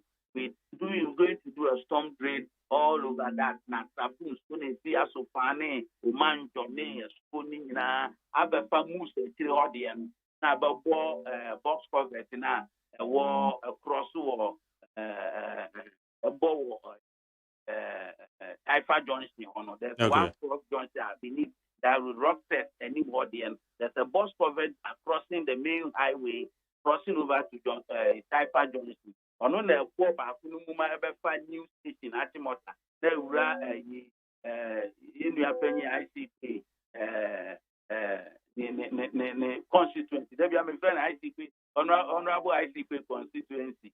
Allowed to the one with hard drain in the hand. Yeah, okay. So we're doing all those other inter-town storm drains, to stop the water. Okay. And also so it's a whole an integrated approach strategy. And when you say Ghana, you need to be accumulating and be executing in phases. So you see projects in phase 1, phase 2, interchanging. There was phase 1 from the 15 kilometers coming in phase 2 because you can accumulate much for a huge project of sorts. You facing out phase 1, phase 2, phase 3. The Accra urban transport strategy is in phases on which we can say a process, and we'll get there. We'll definitely get there. Those convenience, in our way, by large and finally. they have been so. All right, the 24 man, so they said, okay, I'm off for no Adrian. And yes, a woman, now a brand, ye interchange, you know, but you know, Moton, and ye, nay, one more so bad, but you quite aboso. And also, until I get a homa, Sadi, and see into what I remember. How much you need, dear man? Jerry, what can you hear? And I have very, now I make sure to say, Sabi, almost have a comma, at the same time, not inconveniencing all of us. Okay. Not very Yo, honorable, Medan say none pay. Measure that pen down my back. Aye, Obane, your boy fisheries in aqua culture on them. When you fair pay my fiddle, oh, I've been missing it all this one. That is honorable. Za. Yeah, Omoka. Papa. I am a man attack. Okay. Mamma party for Mudin County, and I am Kayambu. Not then you know, the interest in the be a better fat and Yamin, Nashing Yamidian, or mine, a mine, or man some papa in Yamson Panity. In the home common, Yenya, personal attack. Let's talk about the issue. Let's challenge the issue. Let's put the issues head on. And let's manage our talk on set that it will not infuriate anybody. Okay. All right. Medan say none of pay say when ye edin common. Yenny honorable Moses name or yem Rashebedwani will trouble na deputy minister. Fisheries and aquaculture on na yenno edin common no progress interchange ya yadan edin. Ade an impesuaso and ewo yenno edin common. Babra Magdari. Yeah. Maso mo ya few. Ah, na so. Akosia. We na je mama akosia kwa be. Eza me ho afa. Manche, ode Wednesday. Nyame adumo. Yeah, na ko pan say. Yes. Na kwa na say. Ono so no won fe. Say o ye obi anhu no, ye ne ehu no. Nti wo kama wa wo. Na no say wo na hu de ne kan. What you say we be there? Oh yeah, I know you. Oh, you are very handsome. Very handsome. Very, very handsome. And it's romantic. Very handsome. Pabrama for dear no cry woman say what? Ne ho fe. But a handsome man. Yeah. Pabna is a very handsome man. I go say we can go here there. Nyame adom kakra. Okay. There you go pass it. Right. What is say gamfo na e kamfo ashina. Is it no dey be wo. Akosua so dey one no wa man yeso. Na honam ye better. That's a better bread. Bagdeli. Oh, I dey problem no a o ye free pokuase. And woman di akwagina amasama. Amasama dey traffic no. Dobro no me say na say what dey free ja pia ho be no. Problem na wa amasama no. Na sisi a ye akogu pokuase no. And ye akogu amasama. Wo free amasama eba. Wonim say sa akwan no so free amasama traffic na se. Eba nyina akwan no we me pesa me de be call machi because machi no enye. And say free amasama traffic na say eba no e ho no de ma traffic de ba. Won say kwan na enye no a etututu no. Yesi na no omo de ayi akotu o ma koye o ma kotitem. Enne me po ameka ko fa. Wo ba wanim say ya besi nam ho a besi fise. Nam fise sa be du poku ase no. Sa ntokro na e da ho. Ada ne no o ma ntuatua. Me say amama boka 1000 cities. What time I me boy? Time you know. Welcome to the club. Time you know. Me say me budgeted expenses. 1000 cities. And you free amasamai. Edikosi nsawam. Oni onyanfo amu akwata. Ebe koso yensen kwa mejo road say yentumi nye.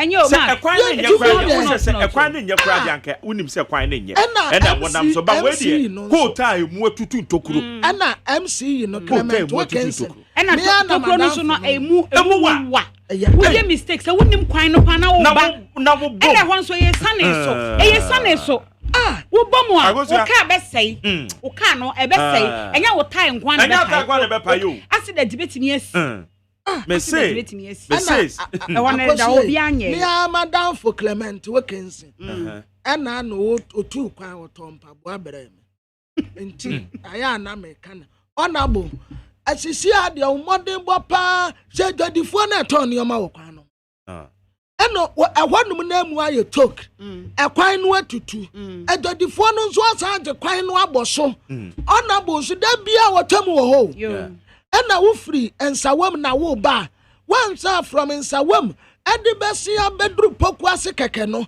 obetumi edi be 2 hours 3 hours ekwan ya obetumi de 5 minutes or 10 minutes pediata no enti problem no eni ye free poku ase eni ye de akosha amasaman enti wonyanfo amu akwata ne Clement okense Clement de sisi eduma na ase wabre all right wabre medan say yanto aso da obankata mu nsem no ye fa nchire mu no se kwara ese mbobo so de abobo anti we de nchire mu na de kwa nchire mu nti ma me fa daily graphic ni kan ye now the professor Kwame Kakari emfonyine na ato ase okuta microphone na hwe ne nsa no a waye ne se a wo kasa na o chirechire nsem mu na no eno o che se enei papa yi Professor Kwame Kakari oye communication and journalism expert o nim de pa e wo sa afemu na no enana woni asamufo a womo eda graphic communication womo didi nkomo a nti akoye nsentro nsemi na opanyi yesoso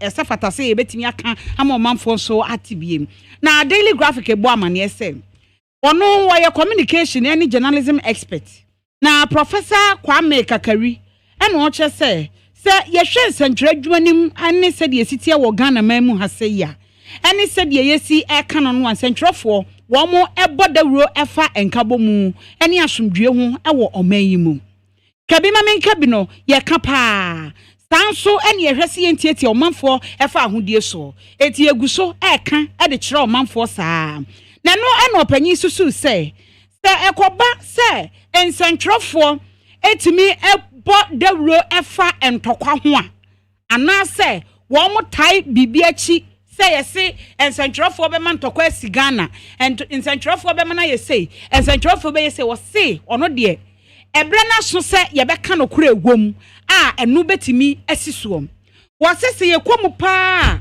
ansa na nsentro ana nsentro adwumakuo bia be bodawro e de afa asem we de basabasa ye ebeba no enye se bia ye pentokwa na emom ye asem na ebe ka no eno na ebia ede menteme ho ase ene basabasa ye beba na so be komu no na amanyokuo bi eta akire wose na amanyokuo bi hye akire ena wo piapia wo ye womom wonfa jansom wonsom ene saa neoma no na opanyi kire ye no wo kasa ya de besi baabi ena wo fiti asese wo ma example wose ebre bia ye sode a na ya kan ese ai Rwanda radio station bi ena nam wo moso ena ntokwasi ye ema ahutufo ene tutisfo ekoye nsam ne sansam ni nyina no wose se wutie mu pa saa hutu politicians no wokomu a na saa ensentro adwumakuo no saa radio station no eno na no omode ye omamanyosem enti na eye bibikitwa bi ena na obetimi ayede afa saa ensentro ni kro no so ama saa esie enti da bia no se ye kase ensentrofo mo na mode ntitimu ba mo na mode ntokwa ba wose ensentro ni bia ni wa wode ntokwa beba Ghana ha sentro ni bia ni wa wode mpapa mu ebeba Ghana ha na emom ansa na sentro ni be ye bibi no na efri amanyoni amanyofo no ene be hye sentrofo na chi ene omu piapia wase ebi eye adwuma wurafo no ene kwa de mageri ye ka no kre there's a radio stations no they say party fo yi omo radio station amanyofo yi omo radio sisi ono wo ye MPP ni no radio station a de omo beka nyina no pese mo nkan fa ma ne party so ye NDC ni no radio station a de mbe ye nyina no pese mo nkan fa ma ne party enti wose saa neoma no ena ama saa entokwa ene yesensentwofo hyemu kutupa no wose sentro ni bia ni ho a obesi na dwempo se wono de opesen tokwansi Ghana esan se wo ye panyini na ofie na nkwada ewe nanka na se wa nka ye ka nanka refo a ye ka mo pacho de manuasi ewo saa ensemi mu abusuafo da bakrata Ghanaian Times secretary to so edu ba ko ho anu wade tontamani mahama mfoni abetoa na watesa sakatua yede ba betua mampeni na yire ne na bedi akire yire no tontamani mahama trese etia wa mining sisenti saade we paade wo mumontungu na wase na nsɛm bi nim wɔn tɛsi o saa deɛ wee kura mpo wɔn hyɛ aseɛ kura tɛ John Dramani Mahama na ɛsesa to hɔ wase wɔn nsesa bibi anto hɔ ɛmu obi anfa asɛm mmɛhyɛ no na wɔte opposition a wɔtene no ho wɔn nsesa bibi anto hɔ na wɔn kura deɛ ha no ne sɛ aban bi aba power na wakɔte committee sɛ committee no nkɔtena ase nkyɛ akatua a wɔgyeɛ kamea yɛ sɛ akatua no obi adeɛ ni wɔnom a aba fam da bia obi adeɛ yɛ increment bia obi adeɛ yɛ increment enti wɔhu no sɛ ɛno kora mpo no ɛnyɛ sɛ committee wɔ hɔnom a ɛyɛ independent committee ɛwɔ hɔ na sɛ bia ɛbere de kɔbrɛ no na wɔma yɛ review na nkɔba sɛ na wee baayɛ wakɔte ne committee wɔnso baayɛ ɔno nso akɔte ne committee na statement ya John Dramani Mahama de baayɛ no wɔtɛ sɛ mampani Nana Addo Dankwa Akufo-Addo ya wɔpɛ sɛ osiniki first and second ladies ɛde bɛhyɛ Article 71 office orders mu no wɔse is clearly problematic and wɔsan to aso sɛ saa new emolument no a tantamount to uttering and trend cross our constitution nimwa without due process. Na Article 71 ibra mame komre na wofa Daily Post na eboanimu said the US $5 million bribery allegation. CJ must resign or step aside. Honorable Francis Xavier Susu. Yes. Ono no emrashe bedwani o Madina. Na watrɛ mutia wa. The boka tano trese wo wura yi. Wa yamrashe bedwani ma adese wo Madina. The friend of Francis Xavier Susu na ayasobo en wo mudi abo Chief Justice ya. Wono na wo menya temu adwumakuo nyina ɛda na ba mu. Wo mu tese Chief Justice ekodi Monday $5 million. Wamu kuretu mu $500,000 di amanwa. Enipa bi na ebo no sobo. Na no na Francis Xavier Susu trese. Obi a yade sobo ato so. Ati se wono ankasa ate ne court ho. Woye lawyer, wosaye ne judge. Wono anso na ye court clerk no wo de hama kofie no a. Wo de ba wo de bo table so no. Wono so kura no a na san aye prosecutor. Ewo court kura no a mu kwaku ananse. Anansi kura ya na woye se wono an woye se eba sa asem no omuntumi nhum no kura wompa nti eniema mienu ada se obe resign ana se obe step aside. Okay. So woye ni say dia eba man sisem no emu ada ho. All right, lawyer ni a osan emrashe bedwani edema Madina o de sense mi atudwa ye ne ndin komo. Honorable Mache. Honorable Memwachi. Oh. Okay. Honorable Francis Xavier Susu. Yebesa abona homa ne mo.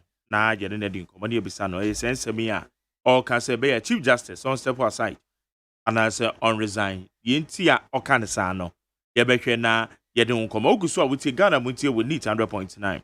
Wadwe nche o de befa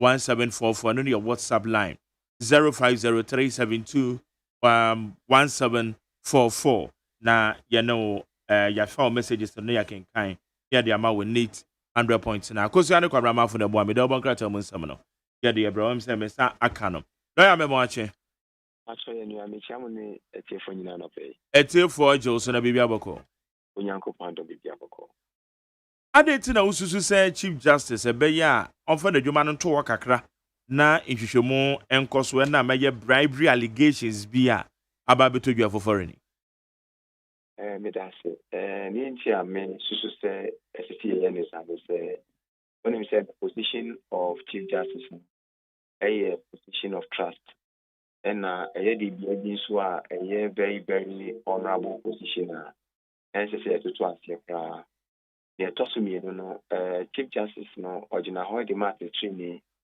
na ya justice fairness and ono nia ono yesu na saa se train betini edim ewo mining it's an say judges take inspiration from the Chief Justice Oko Supreme Court Honina no no ene da omo and they say asem kesi bi say akwa team na nye nipa kitua anase obi akeke na lawyer ni na work as the client that can answer me say no and e hu behia ebetimi aye hwehwemu na say hwehwemu no so betimi ewie ya the nipa no continue stand for bia o na say original bia o na no we say hwehwemu na ye because make ya Act 32 Legal Professions Act no can announce the provision of one Chief Justice no or no so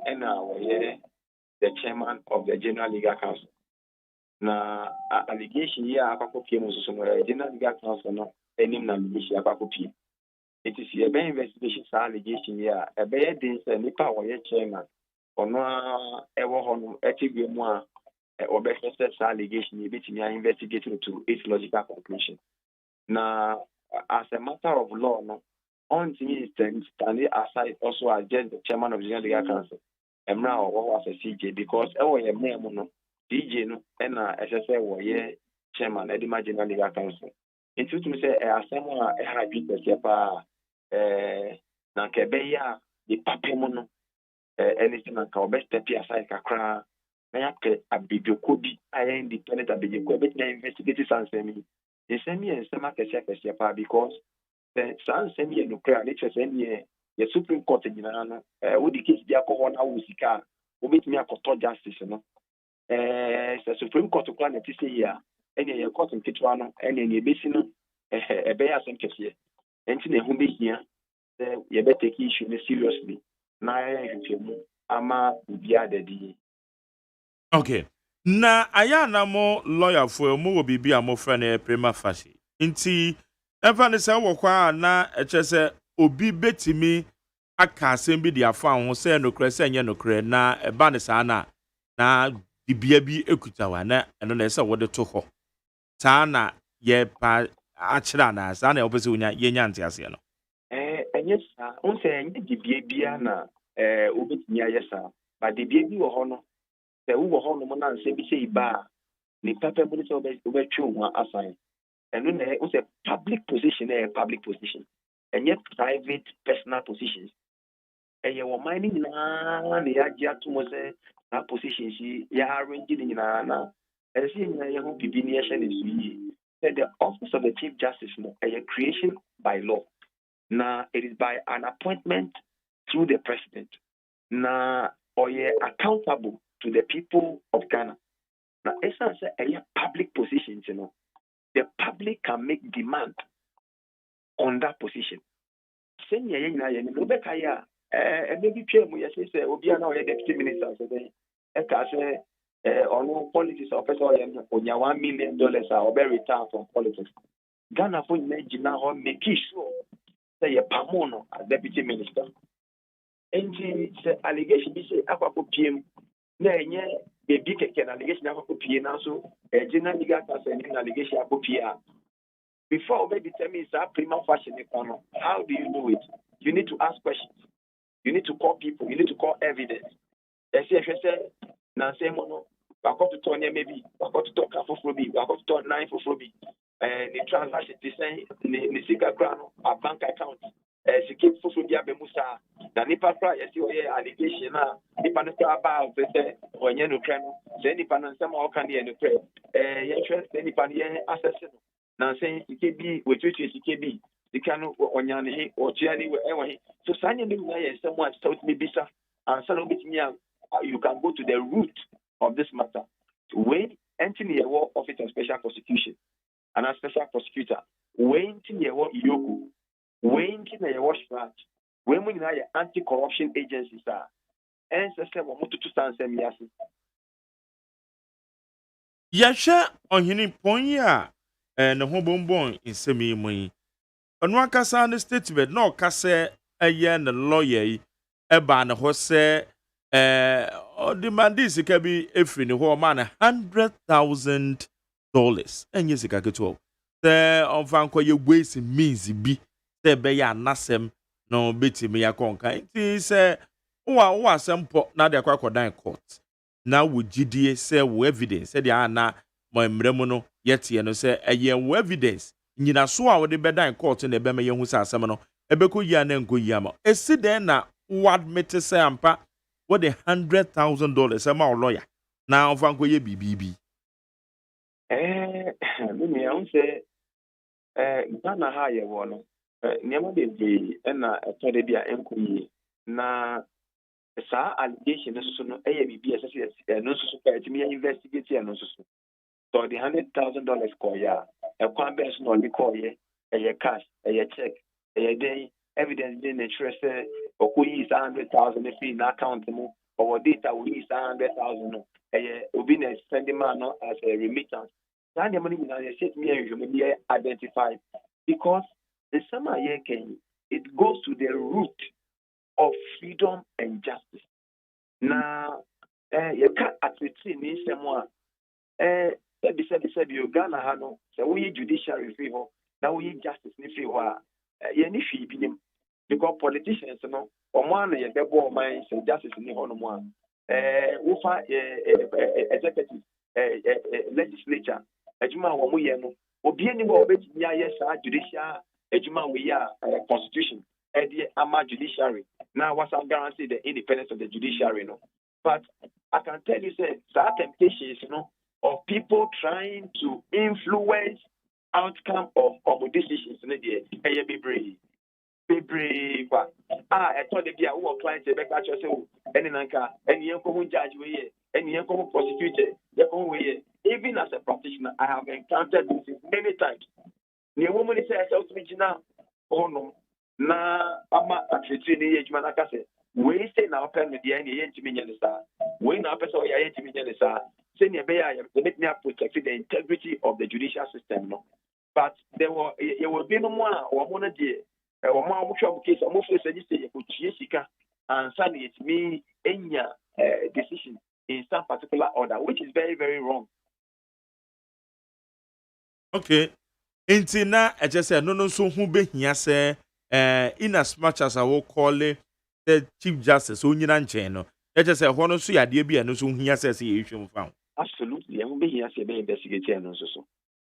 All right say ekobese Chief Justice antena nchen ya ene yate say lawyer you a lawyer a free fa edit ya General Legal Counsel aton sa dia friend inti wantena nchen ya na just say the end I expect say be free mama and the attitude into me ajuma I mean very simple.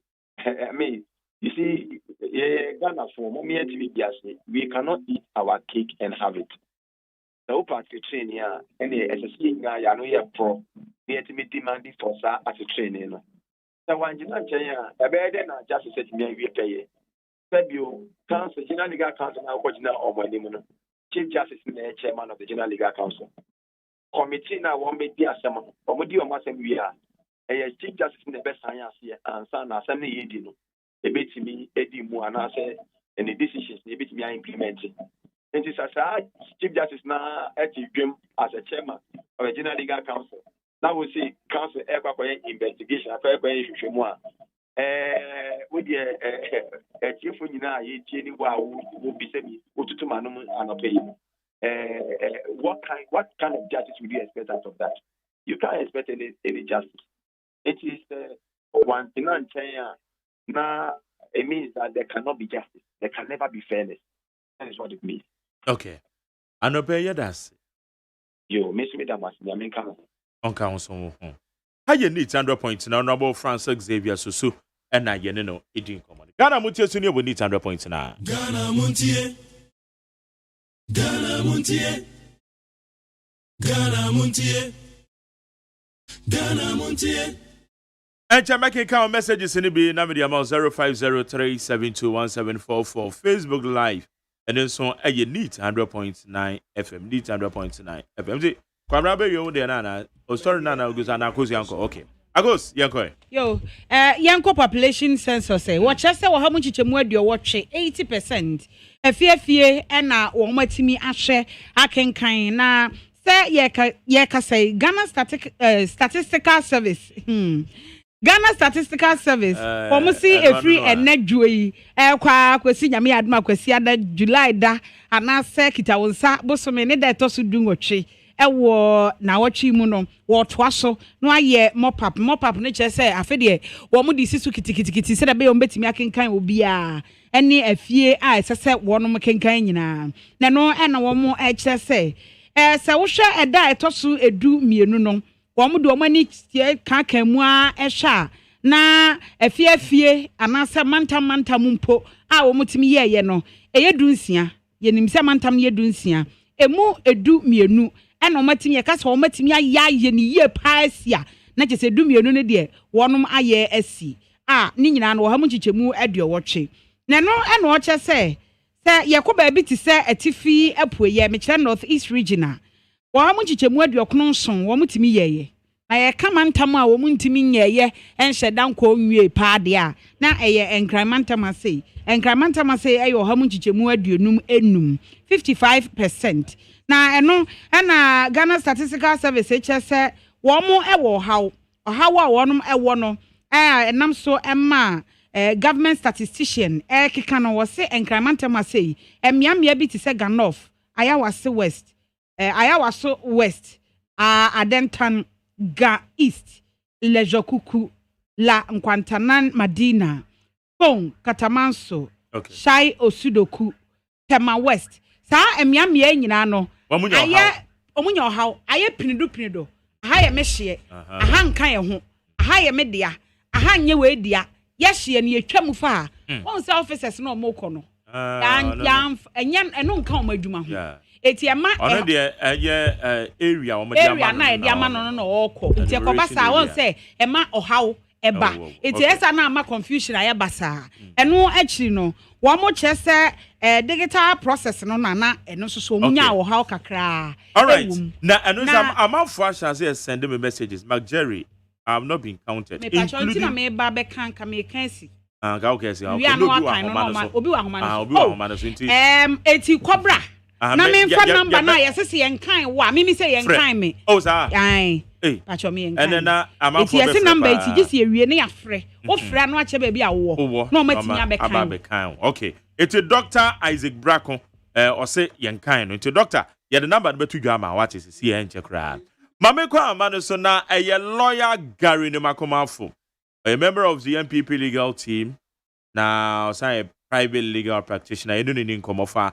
and come ya many lawyer Francis Xavier so edi lawyer mache Mark Majosho na nyame adumo be da say we bisa na pacho nso we aka ya de yakopas go ya de nyame ase and come ya na ye difa ye bribery allegations against the Chief Justice we colleague lawyer Gary lawyer Francis Xavier so say ebenya onyina nchen na onfa de dwuma no to kwansa ansa ntwetwe matimi akoso yo amateur chief for na pay no we abega for na I mean kan say asama Xavier Susuka no maybe be baseless ina show be emi etie no na o ka say general legal counsel you Chief Justice and chairman and therefore on Yanchi, na you and General Legal Council. I'm some runner in the Figaka. You film runner. General Legal Council, they don't investigate criminal cases over there. Allegation of bribery is a criminal matter. There is a police, the CID, that investigate the criminal matters, not General Legal Council. What you say? Now, Majari, in the first place, petitioner, I the call DLC on it was a straightforward petition. The kind of right. Yeah. Petition the call and say, was say what the TFB, a man, on the lawyer that the one found quiet, ways a miss. A scanner, or who says scanner uncle, or Jessica. What I found this can be Yakano or a funded man. Now, this petition is given to you, the lawyer, to respond. Now, I won't respond to a petition like this. What is your response to allegation now? The pandemic, no and no cray. You state your matter, and that is it. And some of the farm, I'll be calm. Was it part of the petition? The answer is no. Who say? Who can't catch it? Was say? Can you hear power? Who can't catch it? Was say? Papa na say o man the ku simple. And na o so ku twebi. And na aka balance. And o say and the that's the kind of canon. Who first can man no for the count of man. Afi client no ata babonje say. Asema o kan no. Ono papa no ni shebe bia da. Tu papa no on fere da. Papa no oni number kura. E bi fi sikura oni ho. And you know the Okano and Yanokure. India. Therefore, by our training, ake, yes, the Fanya Juma. Who lawyer no our castle? Who will never pano in your shada? Won't call now can be a sort of catcher. I am someone. I am me and a magic canon. Elecomano. One casa. Would you now say? O can't say, can't say, functional. Where do you stand now? Because allegation and the panel and the battle more the panel to what he no. It has no bearing at all to someone else. So what was the ulterior motive and not the future no? Or the motive or the intention? I hold the humble view, sir. The police must arrest the lawyer and investigate the matter. It is a criminal allegation. We and GLC, they don't investigate crime. They investigate professional misconduct. What kind of regulating a profession act now? They regulate discipline of lawyers, professional misconduct, not crime. Allegation of crime, no. The proper person to do, and it should do, no. A police CID. They have to investigate this matter. So you can and you should be baseless, totally baseless. Roma say they are very, very careful. Lawyer be a legal counselor. Then they have issues with people who are in charge of the institution. Those who are called that suspended. What they want to do. Lawyer Korea also no allegation. Wakoda almost suspended for 4 years. And the choir appeal no more than 18 months the man. When they go there and they come back, they think say I was a Ubia who said maybe there's one problem or the other day. Allegation made against you, simply respond to the allegation. That is all. Respond to the allegation. It's mean so what you can say until say Fiji no best support aside, no. They cannot investigate the matter at GLC. But the panel who say and brother the film no. Okay. Now, maybe lawyer. Crime no is being done or investigated by CID, not general legal counsel. All right. Lawyer, the me person maybe say, no cre say CJ and a chairman of the General Legal Council. And now, Akwaba say when it comes to lawyer. Yes. Okay, go ahead. Ma mimi say. And now, Akwaba say CJ. Petition be about General Legal Council and some for foreign no. Itinanka no say a basa okay for foreign no. And into no train who film na wama yenhwehwemu dia found because ohwa judge form code of conduct rule 1 and rule 2 dia eka eno nanka nya ne kwan no ana. Wonim justice bafu boni. Beba so I just about Martin Papa, Martin Dimpa. What is neither? Pa. Oko committee one more. On the chairman. Oko committee one more. You see, sometimes people they don't particularize what they say. Committee one, they are lawyer for the baby in alcohol. What you say? You call one more. You could deal in Nassim. You could hear him. Let's say differ in Pacho. The Nifa. And we saw the baby. Oko committee one more. The year or chair committee, no. His Lordship Justice Bafu Bonnie. And we can be bois. My telephone through almost a day or two. They will tell you who chair the committee. It's na emra kwan so no ono na so chair the committee emra e dey na mra ne kafa committee no one na chairman of the okoko no mo a one na ti ho. As a bafo boni one na ti ho. Ada na the committee you been up in Israelis oka ho a friend say council of state member penny friend say what is the name? Oh, I cannot forget his name this morning. They are all there. Mako, we are for recall. I could do for Asama. Me and me, lawyer, and your coye. What I say, your corner, if you need a pacho, you can go. What I say, it be so called moi. And you want to one more, but to go to the chair national. Only just lost him just for money. To be able to be jammed to from you. What I say? Let me say, allegation to lawyer national. What was the bearing of the allegation to the naming of the Chief Justice? What was the bearing of it? There was no bearing of it. And so you now say, me can't say. You never said me say. You understand? You can't. Where do you now stand now? Where do you stand now? Now, the ulterior motive, a church there, a year, we said from the years, I know. The GD say, at a appropriate time, no. But 20, I'm going to phone you. All right. Now, Sabe, we think we penny movie. Now, found to and Yajuma Okruma. Yajuma Okruma. I say, sir, may say, and it's for Supreme Court. They are just finding every means possible. They better actually limit the Chief Justice. Because you have a pet.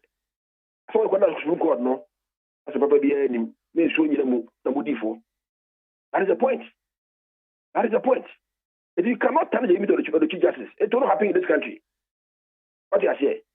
You see, a petition of the question, was there any mention of the name Chief Justice in the petition? No.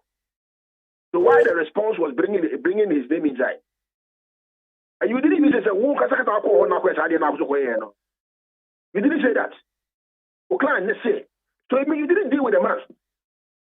You didn't deal with the man. What do you say? So what is the intention of FIFA? Maybe you might say, you know,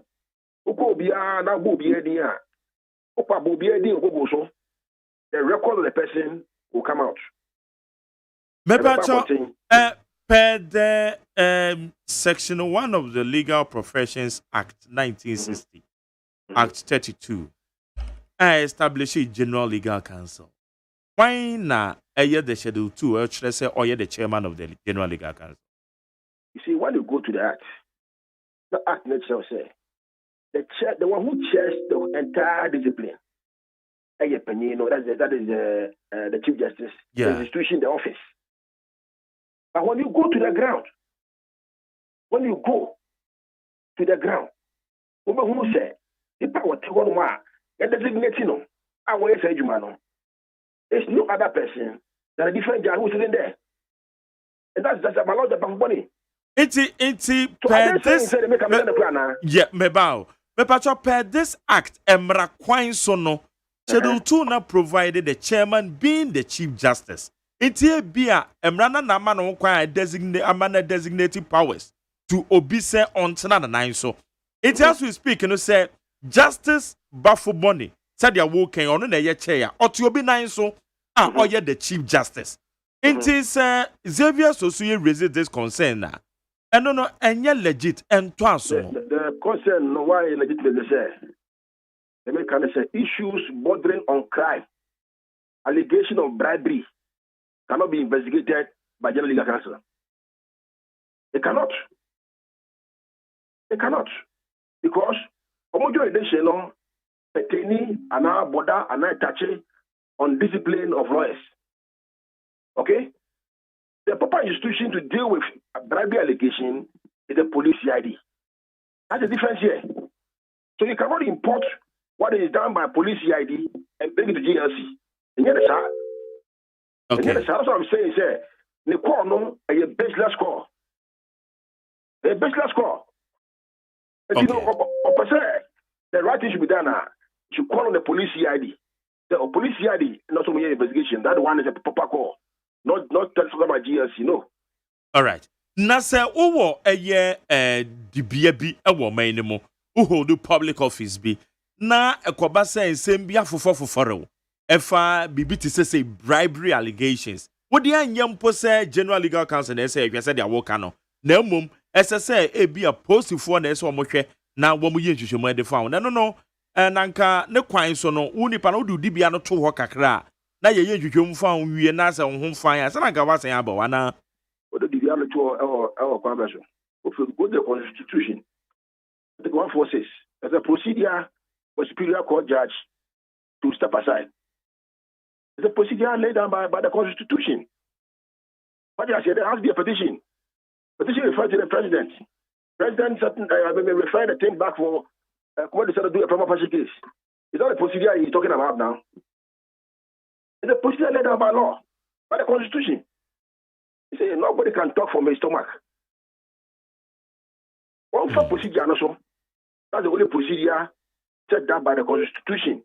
The dear Bakruma said that Constitution, no, after procedure, a court who said that be the and therefore, if you are making any call, make the call within the ambit of the constitutional provision. That is all. Okay. Why a lawyer ni ensem we ababeto dwa allegations the ayatete wo hu nsem na ni so sen se ko ba sen hwehwemu bi ko dadi na sa de ite sa ampapa ade a ena na ye bisa se ye tentene ne dwumadie no na ye temu dwumadie no ye de ko ne sen. That is the reason why it's important that whoever has made the allegation, that is the complainant who made the allegation, the lawyers whose response, I may say the response has activated the CID to invite him for the matter to be investigated. No one can come to CID for. The CID matter and the, what do you call it, the GLC matter are two different issues altogether. Okay. You can't mix them. They are no crack. Then the axe must fall. Or whoever it to fall. What do I say? But for me, if you make an allegation of such a nature, it is not should be anymore. Now, who lawyer ni, who nim lawyer ni say, yeah, Juma, you know, yes, you fact, Kassam for Juma. As I will say, and now they are good Jilako Kassam. The partner say, may carry a French now. Maybe the part of crime, it's a papa court. I'm a Majina, I'm also to bench in the show. But you know one interesting thing. I said, I was a court to Nagasakasano. You see the applications be by in whatever. No. Upon a crown, you were CCJ, no, a who the Tiano. Oh, who the Tiano? In a dissenting opinion. Now, can it be possible to make a summer who the Tiano? Who say, Sassam Cornano, may my demand for you. Does it make sense? Does it make sense? You see, sometimes people want to just tarnish your reputation and destroy your name. And destroy your name. And come and say, this matter ought to be delved deep and investigated deeper. And I know, sir, if I get as and therefore, you should know what he has done. The police must investigate the matter alongside GLC dealing with the professional misconduct. And let's see how it goes. Okay. Lawyer Anope Yadas. Yankopon Shroud. I need 100 points now. You're the lawyer Gary Nemakon. Editing command. I go to Auntie, your father, but to almost say, yeah. Say, Yankin can't want me patcho. Number Yamidi to J. Na wafre. It's in ya down for Dr. Isaac Braco until number near pa. What's on the message? And the message in you, Quabra. And yes, may bondi go. There be now no, oh my yanka woman dosso. It is a dog, a casa, I mean, Mark, please, I have not been counted. I can't say, as I made a number no man and I goes up Bobo number no one patch. And Jimmy Pamocho, a government statistician, a professor in him. What shall say and kind what a Roma. Pre number, or more call center no. A free number, and we to free number, the edicino to free number no. A 0800 426 426. Mark me Bobio. 0800 426 426. And I say 059 147 6893. 0591 47 6893. Afe 0591 47 6884. 0591 47 6884. The chat to is 020 685 0157. 020 685 0157. Government statistician Professor Samuel Kobina Enim ena oye nsentwofo hyiamu enra ema wochechire mu saa say National Population Housing and Census no omo to aso akopem efri enne ekopem nyame adoma kwasiada. Okay. Abraham make messages in kakra na memra ne yento aso na yemfa esamne de wo ni bi yemfa to aso ha ye need 100 na messages in baby at 0503721744 0503721744 Optimist study Africa so I said there were any DM. Also on behalf of Ghana Statistical Service, I wish to congratulate management staff, both permanent and contract as well as the Ghanaians for making this year's population census a success. That's a optimist. And they also with the Abba. Alaji Bello where the free akwetia. Also after you used our taxpayers' money just to bat in the air, now you are asking for us to formalize the salaries of your wife and the vice president. Fix the country now. Alaji Bello. Where's the McJerry? Good morning, on. My household and then the others that I know have not been counted. If there is any process you must go through, please educate us. Into Harrison Edifila. Harrison M's numbers no and then I could say 0800 426 426. And yes, you can idea. It is a bed to me and my friend. By no my baby show. OPK Goso. Also, 3 interchanges cost $289 million under Nanado's regime, whilst Mahama spent $260 million for Circle Dubai interchange. Shows that Nanado has saved the public purse more than the Mahama did. And Pokuasi interchange is second in Africa, so Nanado and his government is the best government so far. So, Chia, a year also such an MPP have original chairman, Michael Osei. That's it. Teacher could you edit to Abonama Dentase? Also, Ghana is Ghana and the President Nanado's regime is really in a good hands. And how far do you do all because we are good protectors of the public purse as compared to the NDC. Mama blew $260 million on just circle interchange, and President Akufo-Addo built 3 interchanges with $289 million. That's another. Bukala Jonas said, "Yeah, I'll say, McJerry, please ask Ghana Statistical Service whether they are going to pay overtime allowances to their field officers, Bibisano." So I just said, Operadi Frisun also congratulations to His Excellency Nana Dankwa Akufo-Addo, the President of the Republic of Ghana, about the Pokuasi interchange and the Savannah Hospital that he has commissioned for Ghanaians. I say, Mr. President, Your Excellency Nana Akufo-Addo, please talk to the party communication team more. On Sunday, dia or the Abopari. Sule Sunyani KTK also there are some people who just see the negative side of everything, especially clueless and DC. And to them, nothing is good. So they do not have any foundation to build their success upon.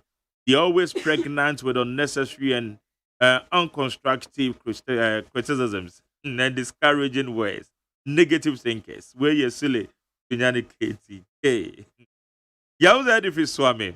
I said the NDC has succeeded in attacking from the executive to the legislative and now the judiciary. I'm tempted to believe that they don't want democracy or they have forgotten what we witnessed living under the military junta. That is why they are doing such a thing. Yauza Edifi Swami. Where is he on the MP's car loan? Let the right-thinking Ghanaians ignore the hypocrite and the self-seeking agenda. Samuel Okudjeto Ablakwa showing his ignorance on the matter. Where about him or the Denmark? Where say New Zealand Prime Minister Jacinda Ardern has cut 20% of her salary as well as all MPs and chief executives for 6 months due to the COVID-19. Why can't Okujeto and the NDC do press conferences on their salary increases? Kwesiboche, or for Australia. We say, what am I hearing? That population census has ended yesterday. They must be joking because I have not been counted. Mesha Kasante. Hey, Mesha, you okay? Yeah, the number that we gentle friend. Why not be count? Well, say good morning, Mark Jerry. Please, I'm appealing. We're down Rabu to fix a pump junction.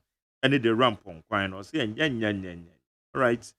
Well, say congratulations to Nana Danko Akufo-Addo, the President of the Republic of Ghana, for commissioning Ukuyase Interchange. Nana, you are number 1. Mensa Domipile 2. Well, so say good morning, fellow Ghanaians. Teacher, Constitutional Free, you are say. Also, good morning, fellow Ghanaians. We thank God for giving us another beautiful Monday. Let's all do our part to help Nana-Addo and his MPP government to move Ghana forward. That's it. Well, for now, I can see that Fix the Country people have realized that President Akufo-Addo is fixing the country. In fact, the commissioning of Okuyase Interchange is a clear indication that President Akufo-Addo is moving the country forward. Nana Benfi from Malamakra also, please, they have added 1 more week to complete the entire enumeration. So please, find out for us. Oh, when they said, Menuomo Akasama Wate. Where Mama G Kansuo said, Nana-Addo Danko Akufo-Addo has used $289 million to construct 3 interchanges, while JM used $260 million for just 1 interchange. I want to fix the country. Demonstrators should explain to Ghanaians on their placards when they hate the streets. We any messages need be a term, but ya can so you back in Canada. I go see any problem to us, my. Abusuafo Ghanaian Times katafo tosumi ansa na metine software your friend no Pastor Kwekuata Pastor Tan wo mutade friend no oya founder leader ma Anointed Family Chapel International ewo ayensua kokko akosu asa no ano no ofenso ayensua kokko na ayensua kokko yeah na wo friend na sofu mienu say Womumbasi no womunko asuo ofe ho na womunko ye nyankoma ade bi wo honom womunye powers mfi awurade ho na awurade ade tumi dia mensu wansuwa ne ade a the that tumi ni bi efri wonum ntai odaabo enti asofo mienu ekọ ensuo no ano ekọta esofo ampa asofo pasata baaye ene obi anointing wo yere so obi aso apa no de tre soro sha bala is aba is sabala bala ania wode anointing wo yeri etre soro wode tre soro apa ania abofo na ba asofo mienu nsi wo mutrase wo masi wo mutrase na wapete wo yere ibi edi egu onum so no de bi egu ni nsem no akante wasura wiem wa yesa bala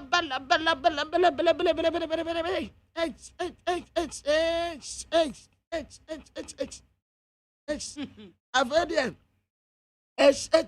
na atene I wish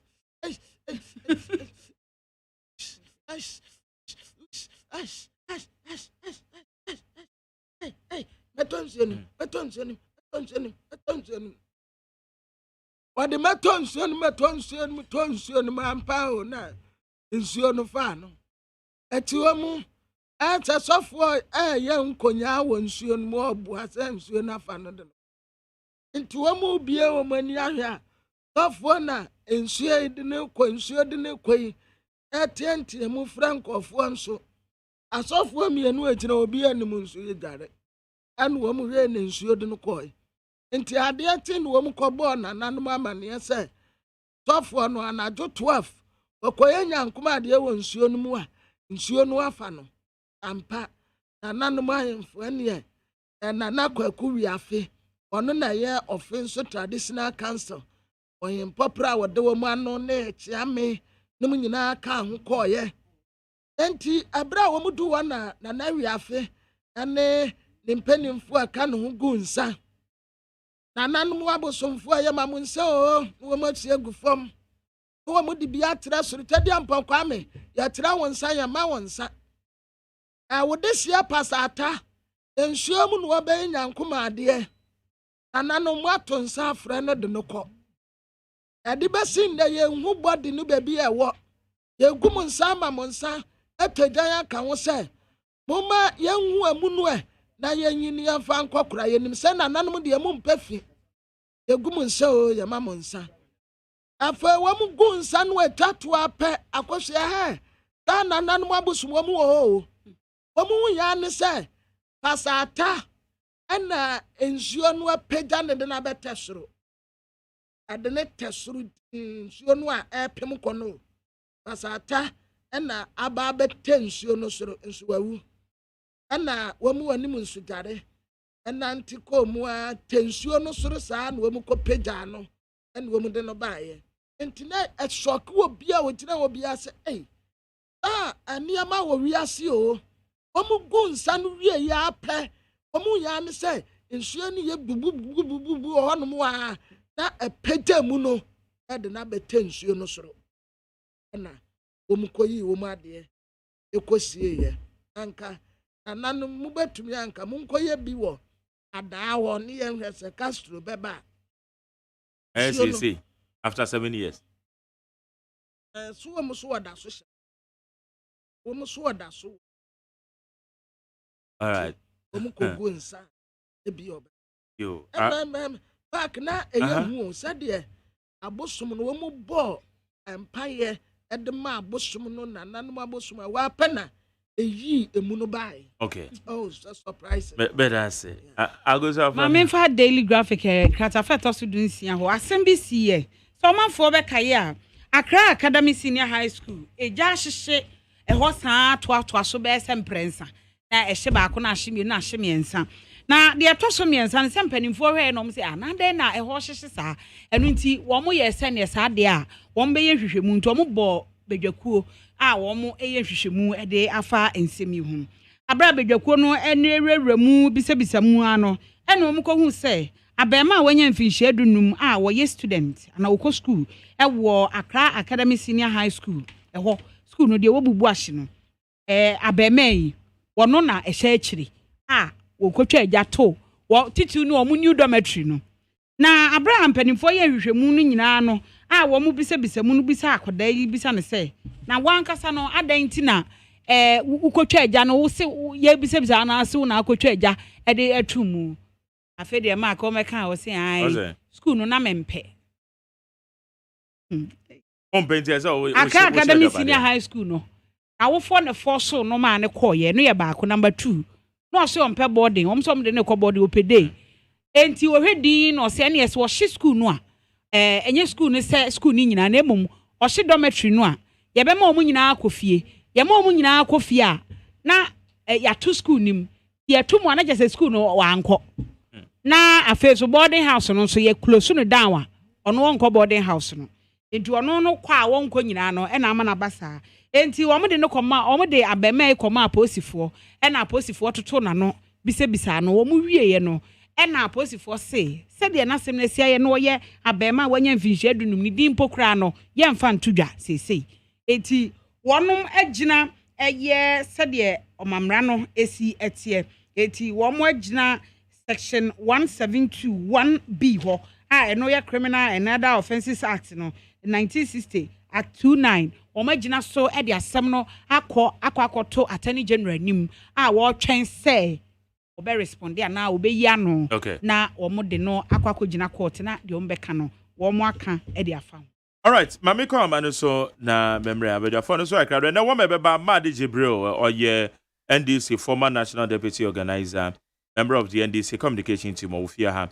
Solomon Owusu ye NPP national communication team member.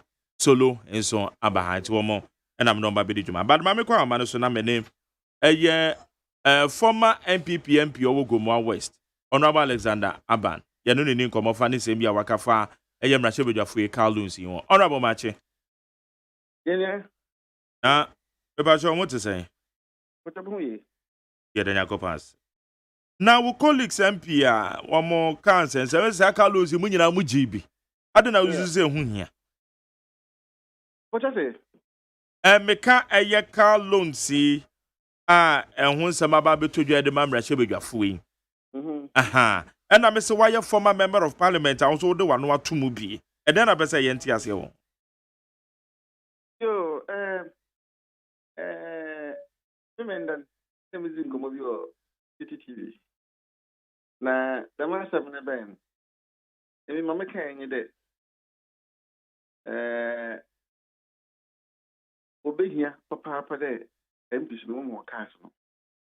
Na since I did once and so about Abana in the wood to the Senna Bessa, Nankofo, Sabi, worker sits here, Ambassador Baffonina, on a day. Oh, yeah, I didn't hear day. Oh, Ambassador Gabaka when you're free. It is a water number cast number one, not a bano or Bokauka. Minjin did a damn note. Na the Esha. You abandon Krobata or Yabasa.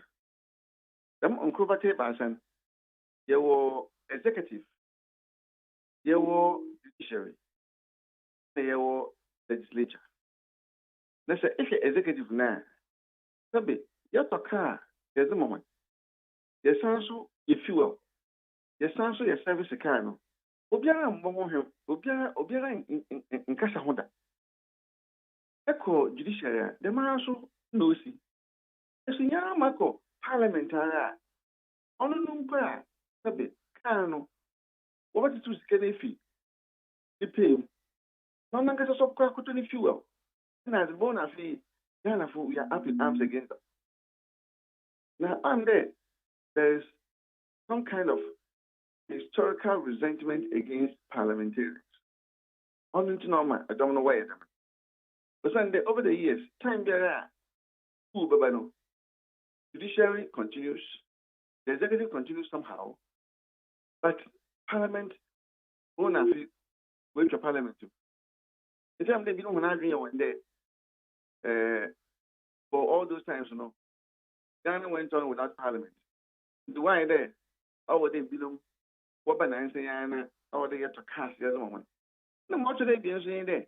They belong one agree one day, and one on the one saddle. If I couldn't work for Parliament, then kind of said, I wanted them where I could go to Parliament. I would want them car was a man. You didn't want to know one dinner when task it, why over there, why them. It's a man car will be there, oh, yeah, there was a car on them.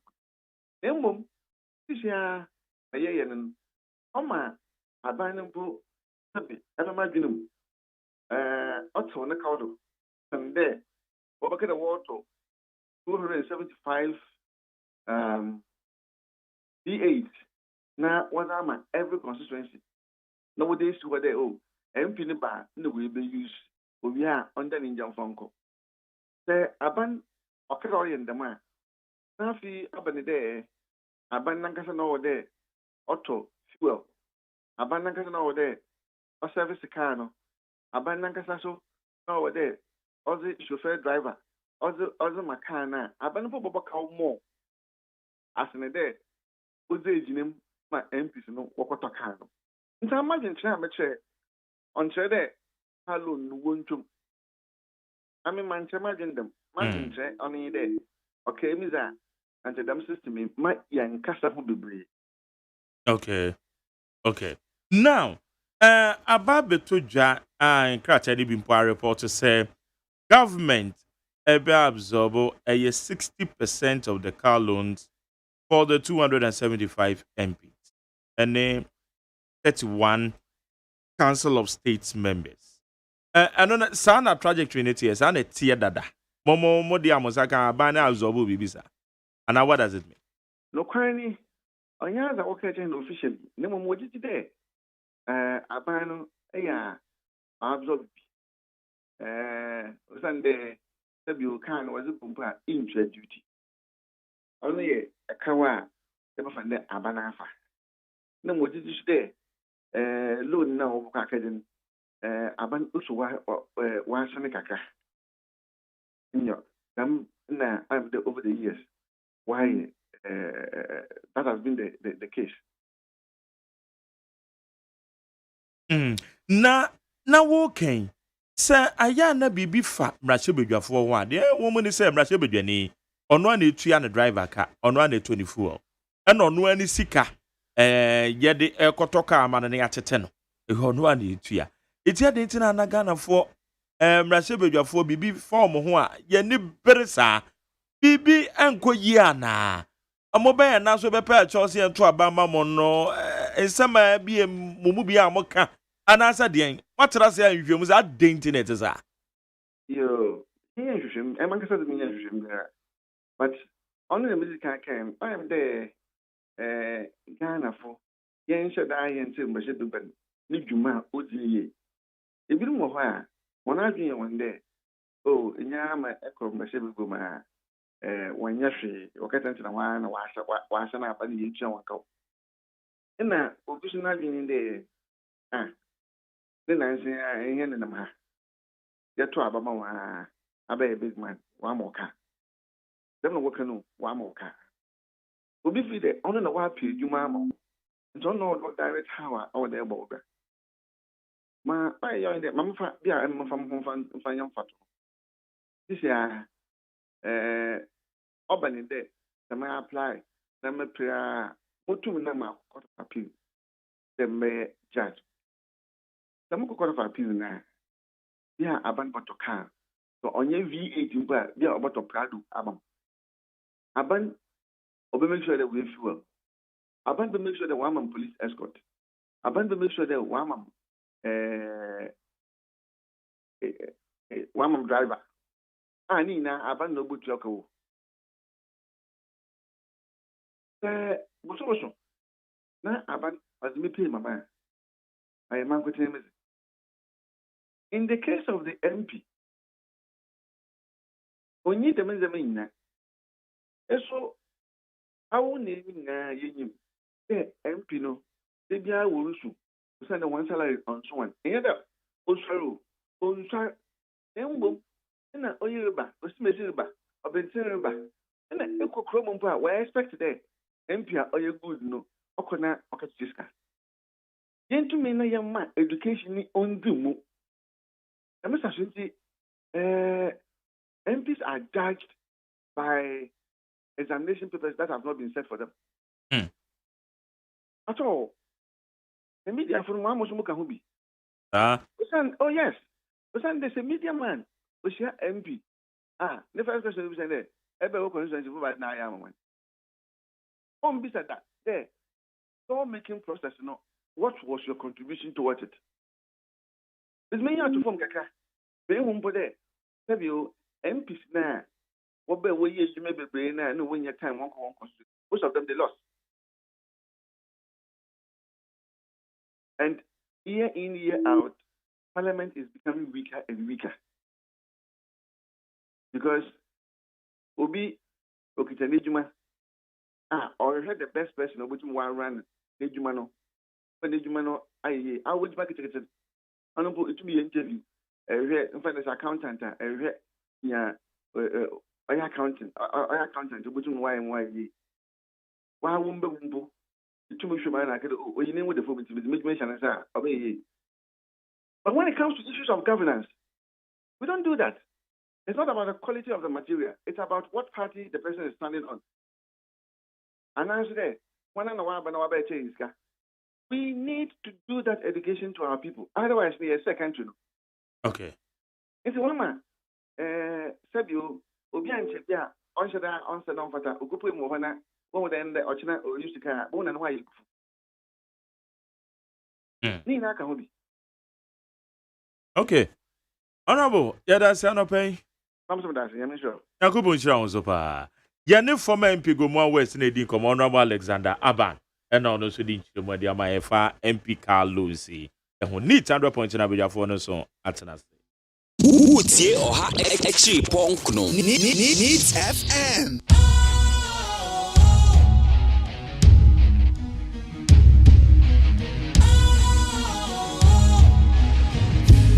Cool, fresh and trendy with a new look.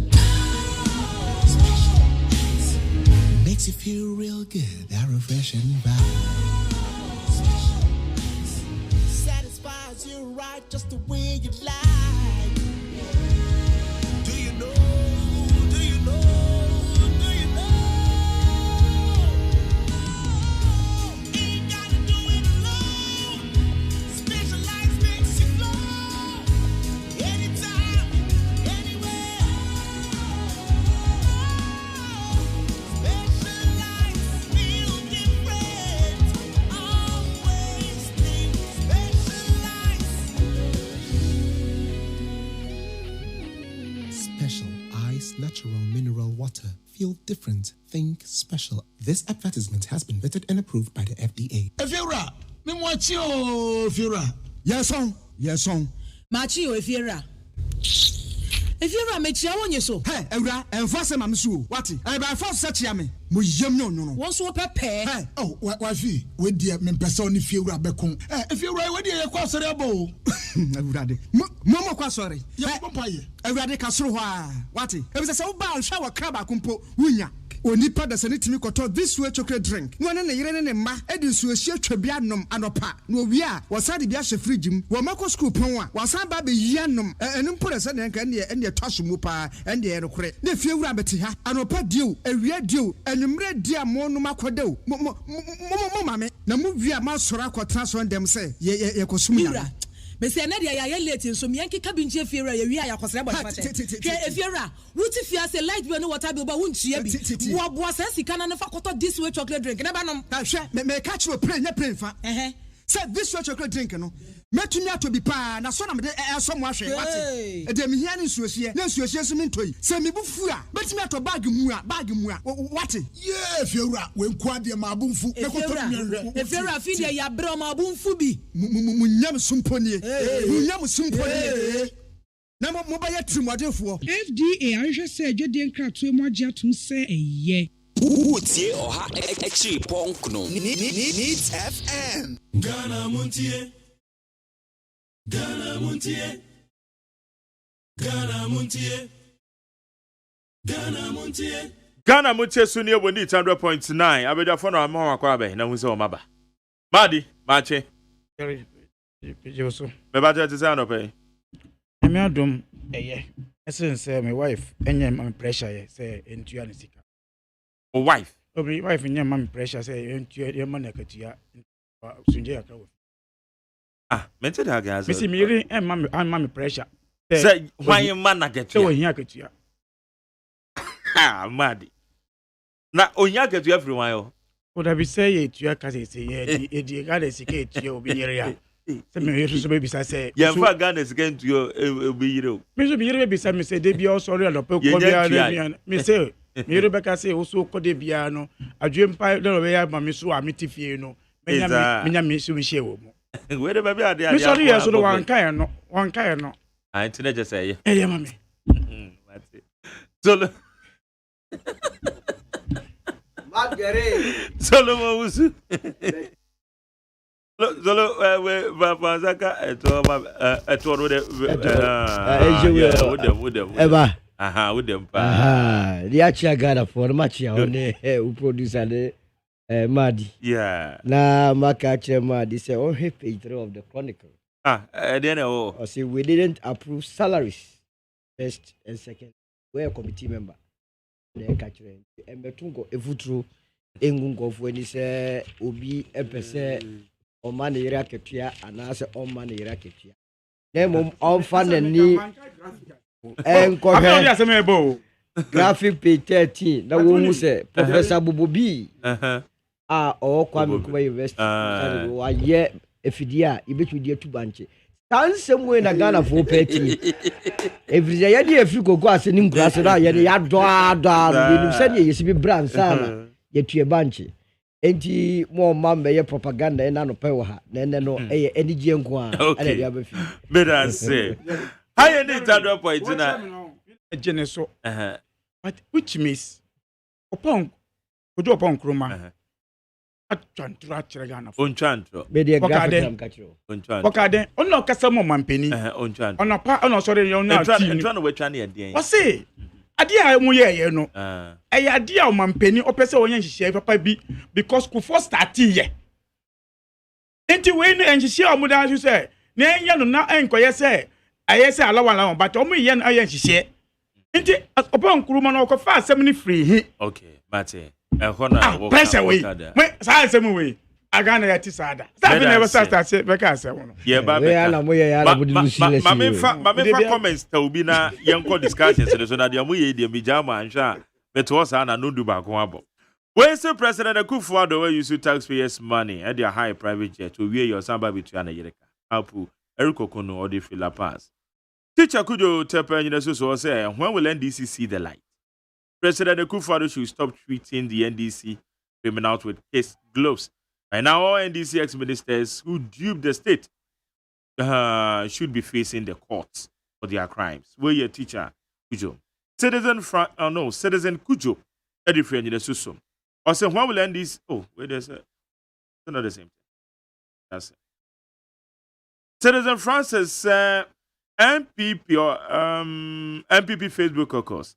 Also, Mahama finds money for Pokuasi interchange. Akufo-Addo did not only build it, but changed and expanded it to a 40-year edifice. And they say Mahama owns that project. Ubisa eye ma DJ Brownum.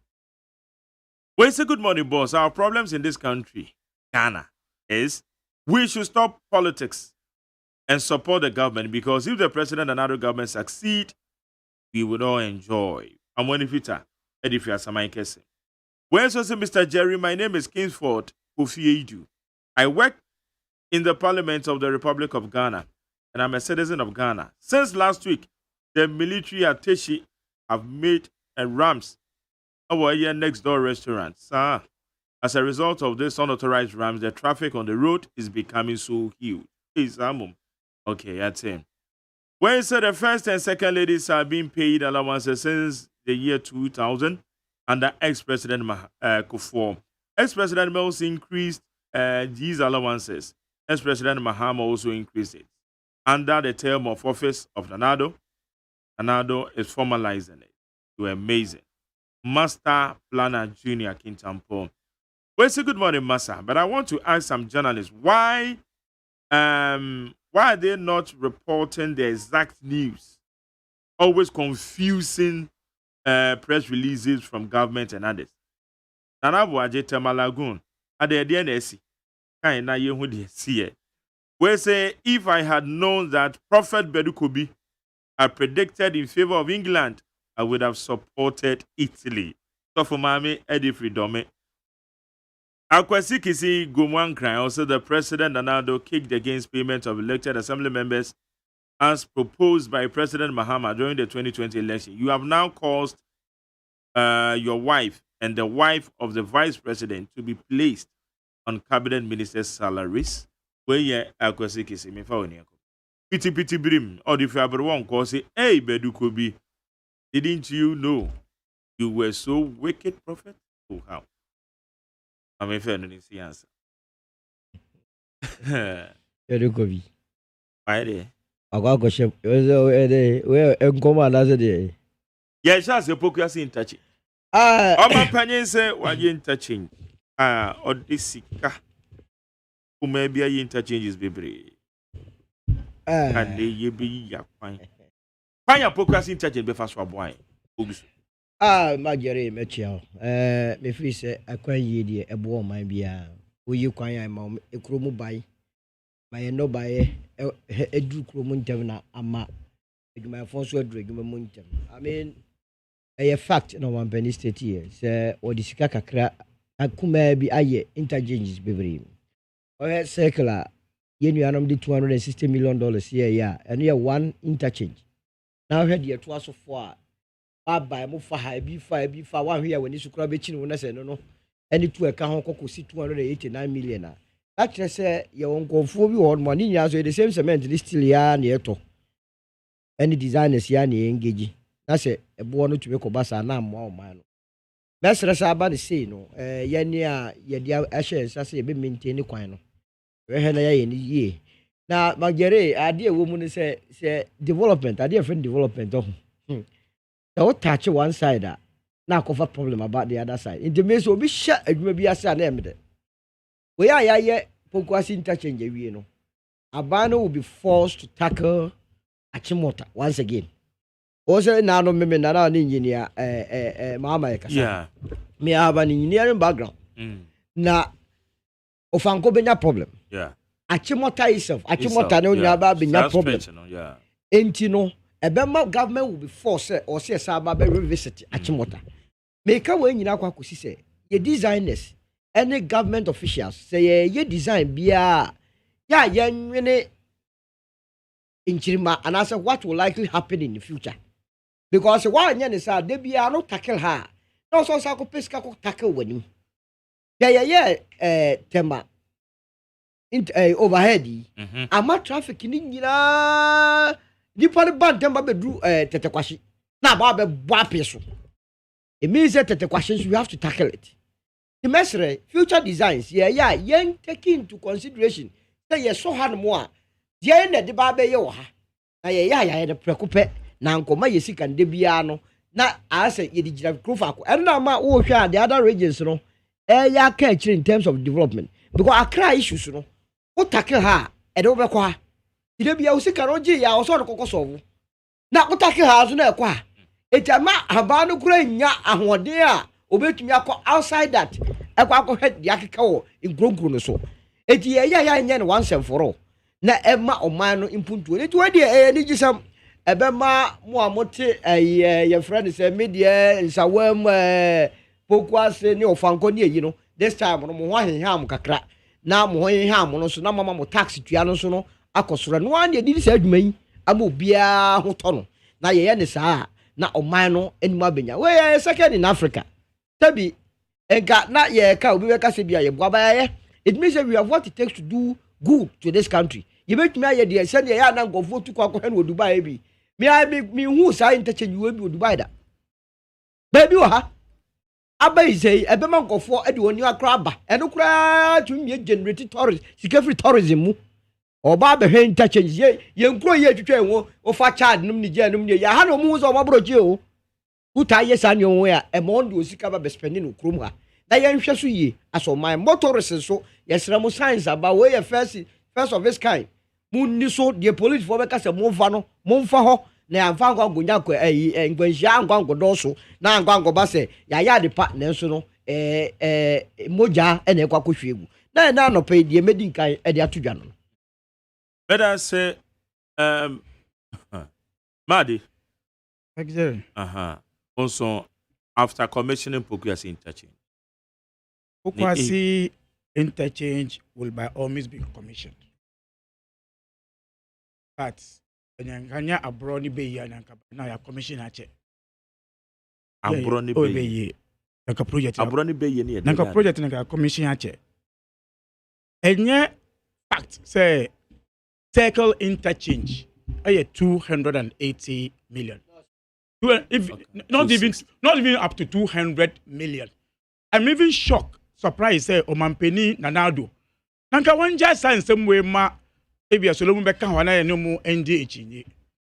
When Parliament approved circle interchange at $100 million, project circle interchange ya Dubai there no $100 million with project enyama ebe yo no man penny asem we ba omi abeka ama ya ma asaba o ka no enya asaba o enya rekware there o man penny abegina Pokwasi se obeka sa asem no ade agi fans. I think say Omampeni, those who are handling him must still help him. Again, okay say Jerry. Yes, so Mampeni can asem bi wo ho. How na me say Mampeni ke bia ada say amon kan and I say omo dada no. Was say wo ya interchange e wo Tamale. Tamale there's no interchange, it's a bridge. Bridge in there technical way. No, there's no technical. In fact, that is how it is. What's a bridge? A bridge. Home says circle overhead. It's there no. A bridge. Your friend overpass. And interchange. The word interchange. And flyover. Me see about interchange. Tamale dear, I admit, and you touching. But the president says, but what I'm saying is, the president says, also bridge now can okay, overpass, a overpass, and as a flyover, and yet interchange. Yeah. Oman Penny said, we'll see interchange. I was Tamale. Who's what trying to throw? And I said, someone can and this. Again, when you come to even the Pokwasi, yes, it's because if you have a visionary leaders, anytime Biano, you think for the future of this country. And the Pokwasi was designed of circle air cosono. Then the country for say, baby, I want to say, Antimi and yes, projects where so I'm why a traffic situation in those areas. In the Pokwasi, friends, interchanging, it doesn't end there. What I'm saying, quite no, first one, a cosa copy tema. Terry, what I'm saying, project, you know. It is to cut traffic, not to pass through Achimota. So interchange we no. Circle there now. Dabi, Pokwasi no. Pokwasi no. What's the project in a call sa? And the club my sa. A friend and fly over now. What? A friend say, printers. Eh? So a road in a fat Abina. A fat Abina. If a drug carriage, a quite never continue. On mine, I say, young ma tracks in Ibio. And free tema and be fat Achimota. It's a good design for this country. The young matrax, every tema, habo, and the far cra, ebio. They will just use Kwabina Road, you know, then leave the center so that traffic now what center hano a very reduced. So it's a design. And it started from Pokwasi into Pokwasi so up to Awosia. A question started from say, Maka Kesiano so but was friends a cry. A do Awosia and money for Pokwasi. Then now come to Kumasi. That is how the road started. Then the project, the first phase, Pokwasi, then design of Pokwasi came at $84 million. That's a Jumano, any obichebil, any tema. Juma NDC, John Dramani Mahama, Amuya project, approval. Both Obichebil, I'm saying yes, a factual. In fact, contractor the loan was approved. In fact, contractor no. Contractor in the pani a friend say Brazil contractor no. Also. The contractor have not changed. That is how the project was. Into some penny. Yes. Into one penny be casem. No, I say, oh, me buy ya no. Na project be ni obichebi. But my bed designing I cost to home. Into my yard. Obi na ye cost na da. I dey to once is I say I know. Oh, you come. You see, you mentioned. It is because. But who said man penny link? This is the man penny na man yekasa sao. Man penny na man yekasa say. What say ono ba ya no? Why you be chebi lemte? Yeah. Cycle. At the cheaper cost. Adding to Pokwasi. Forget any Tamale, dear no. Forgetting say.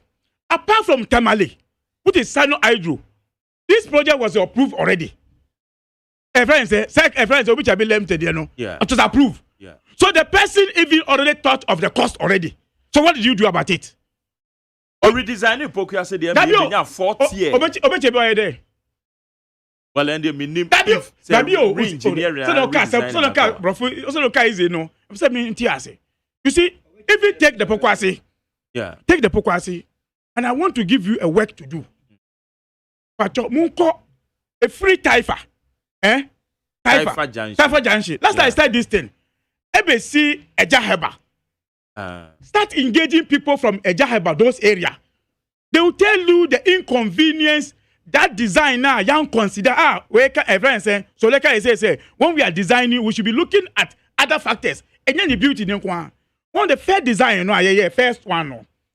Traffic light, roundabout, free all this other side, to join the main road. It to absorb them to join the main road. 4th year, no. Almost design 4th year, no. The designer didn't consider the flow of the other area. In terms of read, no, there's a U-turn. I saw my sin. There was a U-turn.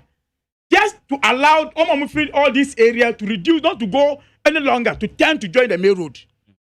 Almost not because it's part of design. Because now it restricts traffic. Our bridge that's it. I'm block here. when they block it, because there's no other design, you don't want to be absorbed. They say, more area near now. If you want to use that road, this is a Uko ACP. This is a Uko ACP. I could tell you 10. And I said, they be, me, I just make a far service road, no. And the idea of this the inner road, was to ease your movement into the system. It is good. Yeah. But we should start now looking at the challenges now. Last I say, road yes, as you said, your engineers at times don't look at it. When you say an upper rush hours, the traffic that is at a friend say Ejaheba is still there. You know why? Because the value of crossing a month for a year, still the traffic at Ejaheba and upper. And if you don't take care about it, even now in the next 2-3 years, if you're very worse at that point, perhaps we need say bridge a man for be fast so be cross road not to hold the traffic. But a man penny information or my I think say is one of the usual nanado or bia onu kwa ni dia na eyefe obia dia enyefe, and that is for me is unfortunate. Yes idea the Pokwasi Road project $44 million approved in Parliament. Chair Osu approve here. When they finish, yes, Uba said, Minister Design, accepted. What's that design? It doesn't mean it say, Obi Amfas Sika Amba. Okay. Oh, so this information is in Oman Penisha. Obi Mo Sika say, Koto phone, iPhone. So open to iPhone. No more Sika. Now, my Jerry, Uko now Koto phone, say Obi Koto Android phone. Now the case Sika Hua. Osi, una auto phone no. Because Obina Mo Sika Dada. So, this issue said, my redesigning at my saving cost. Oh, Oman Penin and out. And I am happy say, Minia Solo say, or engineering. Oh, the design in circle interchange. Material, the design, the holding. Material is steel. Still, different from the friend saying, okay, so we see 2-story building. Maybe Solo 2-story building. If Solo is hanging his building on say on cantilevers, the cost is different from the person who is not hanging his projection. Okay. Oh, into to me say, me die na me see a 2-story building no. Me see the straight. Into Solo dia wa hanging villaggio. Villaggio if you know. Also ma hanging almost about 6 meters. Okay. Villaggio if you know.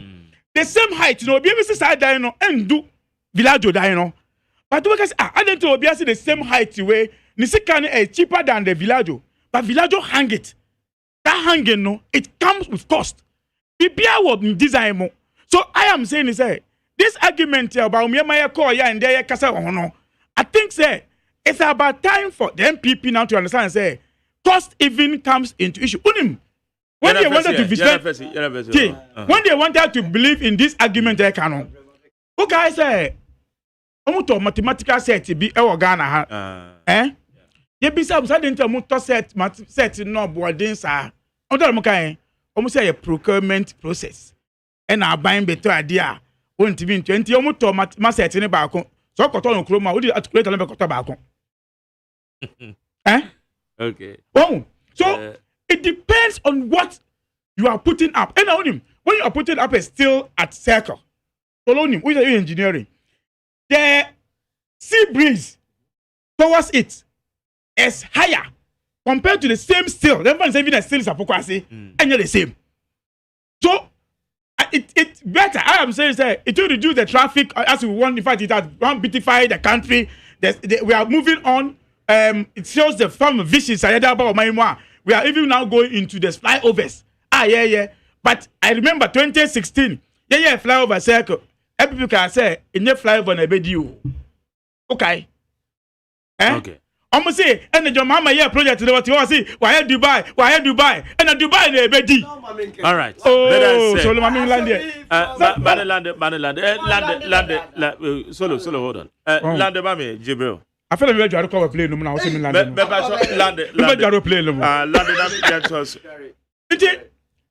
in issue you can say a cost of the project. Our company are linking the three projects, you know. In fact, apart from the Tino Hydro, our company start here say on a cost, you know. All the projects he mentioned, and then the project, and then the cost and all the area. So what is the job I do compare with that one? You should compare what he has done. Totally for. Nigeria says that is the cost of what he has done. Other than that, schools. I'm going to school new boy a day. Ask them how much are they building one school today. Ask them. Solo. Okay. Madam say need 100.9 yes so near. But my TV been through. Oh, say yes, shot. Like you move on. I go make it. Or no, I started was 6 seconds. No, 100 million. Oh, we on one is 100 million a phase one. Fantastic. Phase one. And the cost of the 100 million. Exactly. Yeah, we are an ancillary works near in the shooting look at 260 million. I don't know. I said phase one. Phase one the cost us. And the cost of but we are ancillary works. So they go check for money. Phase two. Phase two. Now the second project. No, but the woman say phase one it cost you that $100 million. But phase two, be projecting to. So we are talking about 160. That also say a bit different. It is a project. Yeah, the same circle project. But what to me compare Sadia no? No, but the point is that. But the point is that. Compare project our circle to project our Tamale. No, can you do that? No, by a static fact. Also, Omanpenny intro. And America say Omanpenny static a fact. And your fact was say. Circle project, you say 260 million.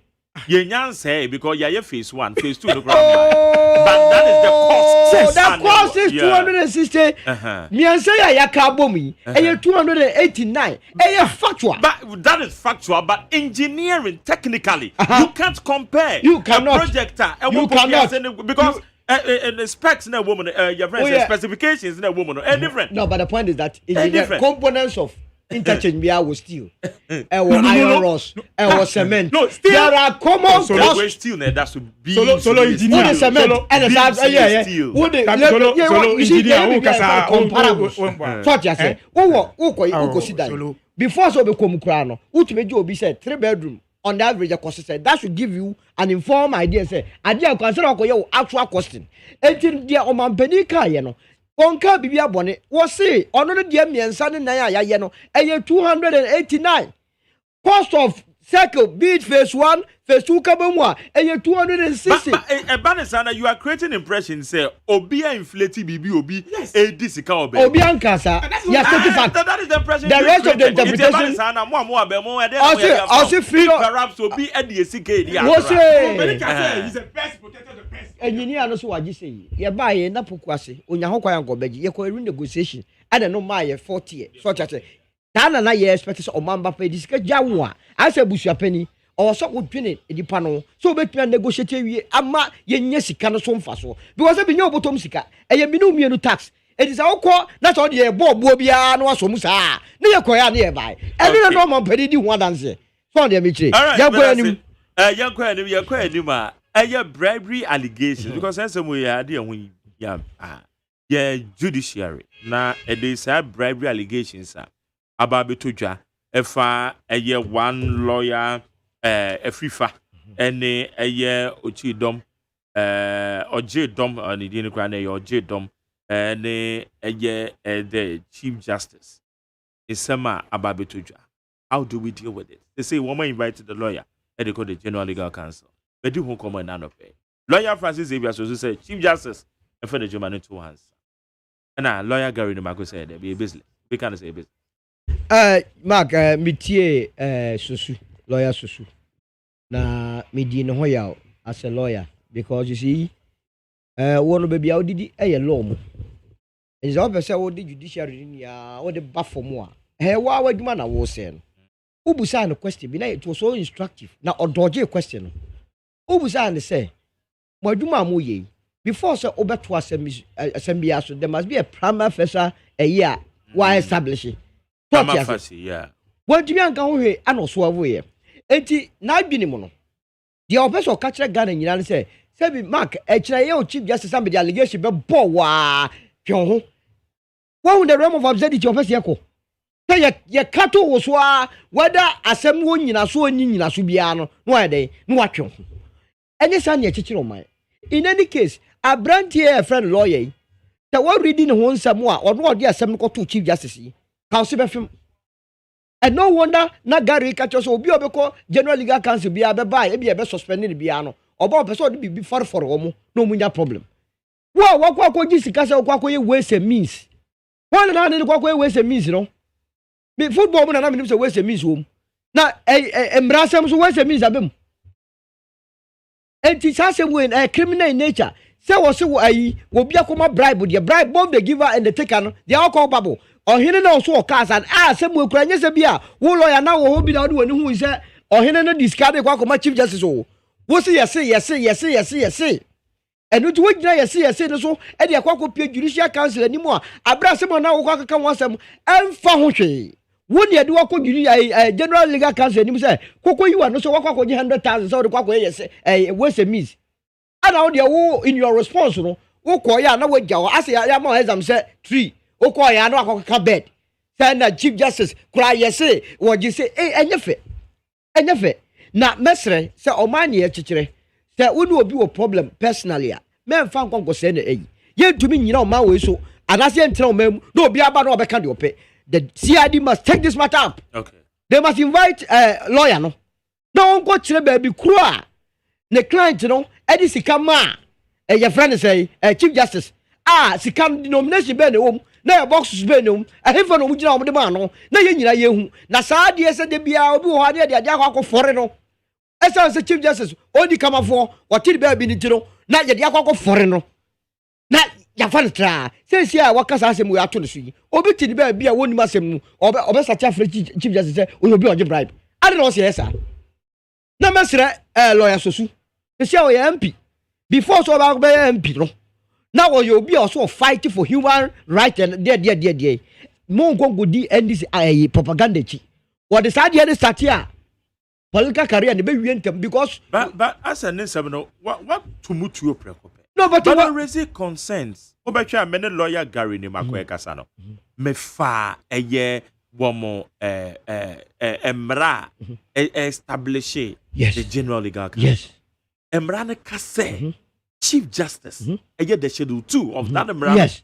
Chief justice and eye the chairman of the general legal council. But the chief justice Gary now catch us say and you net na so intia no and I'm yet to research and find out if their Gary can request justice bafu money and the tinema ebiana chief justice na designating the power of course e dia man it will be to adwam kra na oto obi nan so according to their but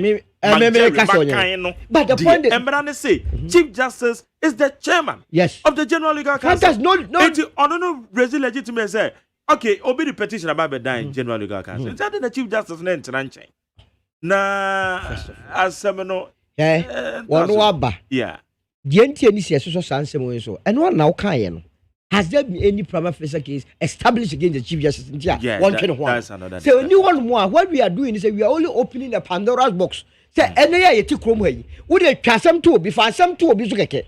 Obia Article 7, especially Article 71 holders. Would you fast some to look at the Americans on channel? Is that the way this country we want to go? It shouldn't be entertained. I will say he who alleges must prove or establishes basic fact trust ampa sabi openi no kwaje sa de modie no asali ya to case ne so na de on kan hwe wo de si brabe yi wa no se wo wakwa kwaje obi sika wakwa kwaje bribe anaso wakwa kwaje sika se do kwa kwatua bribe nipa na kwaje sika so hwe ya wan kwatua bribe kro asemi ya ye ken kran ye si nipa na ga so de bribe wono kwatua bribe wo lose case no so on what basis ana wo betua kasa ampa se chief justice jiska bi na me wa mamiska na sela melusu case cra ene ga anopo we say ampa o say nyina ye sori ne ye koda chief justice ase say ampa so ye disika chichiri die we bra we wo giye na sela wo di asem ni tia no ene ni person the integrity. Let's even assume on the basis on the face of it say ampa o henry disika ko koma chief justice no giye ano say di asem ni tia no na say bo na kenye de etima lawyer no mo man mekasa because he had an issue with the general legal council. And I said free fire kasa no so kasa. Would say free fire also suspended?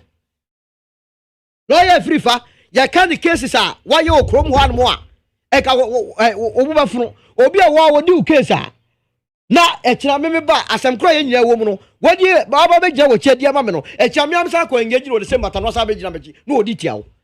It is there. It is on that basis they suspended for 4 years. So tia say na say any boy baba bo chief justice ko adu a na me baba get to I won't do that. Okay. Especially where one kasa so kase no new hobby. Nemom the clients na catch na the client also. I don't know man the clients na kasa ya de bribe. E dey pa na client no office o hwe je ko twa sika chichire die $5 million. Na gu bottom na say egu sack mu na de. No, obi ka say mo yemfa ya adwene to kakra bi. Na yenyi the politics of it say ya person nearly no. Since our papa chief justice ye di NDC case we wo mo pe kwa bia so person de no almost say anything. But you see, you must take your time. Open so say pedia. Every the right time will come. Now, baby, I want to know now. We are going to my idea. Sabi, I'm wobia. Okay. I'm wobia. Let us say, bro, Chief Justice bribery allegation. McJerry, I pray and hope say, Antisa. Na Babani say, I'm passe bribe be abamwa. Nobody. Omayimu beji any ruling in court eji nobody. Obekaya some years back and appointing by rare issue by your justice so announce investigation no. In fact, se nyanka nye video a nanka beye atia sem keke. Meboa. In fact, since then people even don't believe in the Ejuma judges in lawyers because the trust in it ebe form. Now obi a raise the issue where say your chief justice aje bribe $5 million. Say one car sememboa obi and obi abetro say enadinate. I think say mayen wipe no especially na me solo and before years say omodi a free file lawyer no omodi that end this alteration straightforward because solo okay say since I would di MPP case in we ye man and now do no this is odi case what's after Supreme Court no na odi command na do na one man na do oh a man for apekwanya obese no. And I think that is how the communication. Me say, I pray, say, entisa. But if I say, I feel happen a year doing say, entisa. O mine emra echreden. Anything biano asembeba, send them new solo can me power some information right. Say the giver and the taker, crime. Enti so who show me say you investigate all of them. Nanka beboa. Nanka mpelifo na omudi abemu no. Obi antla nchen na investigation no emfa solution mbra. But sa threat na dia ma say so no kan ye beka on fam bibia mame. So Jerry. Yes sir. In fact, it will be difficult for anybody to have that solution because almost the solo started say one chesika no say na eti woji wo hin na say chief justice ba say bi na fan say wa jisika no ka say manjia what will you do say one year Dabio was say one year then obey then solo Jerry na where who Supreme Court recently see a friend say Jemen say declare wrong figures we no was say maka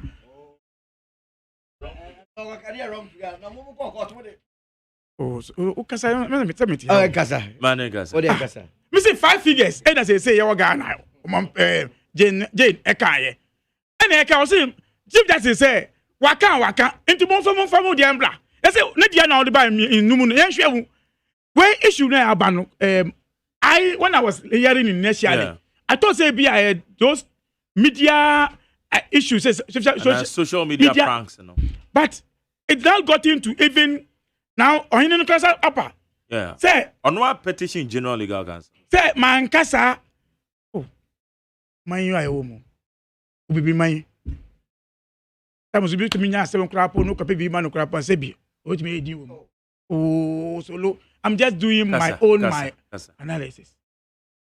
Solo, remember say I won't say. I'm for send na anchor court. I'm Pierre and catch and say, or maybe be my judge da. Ghana ha. We are just being hypocritical. Debut, I'm for saying na anchor police station.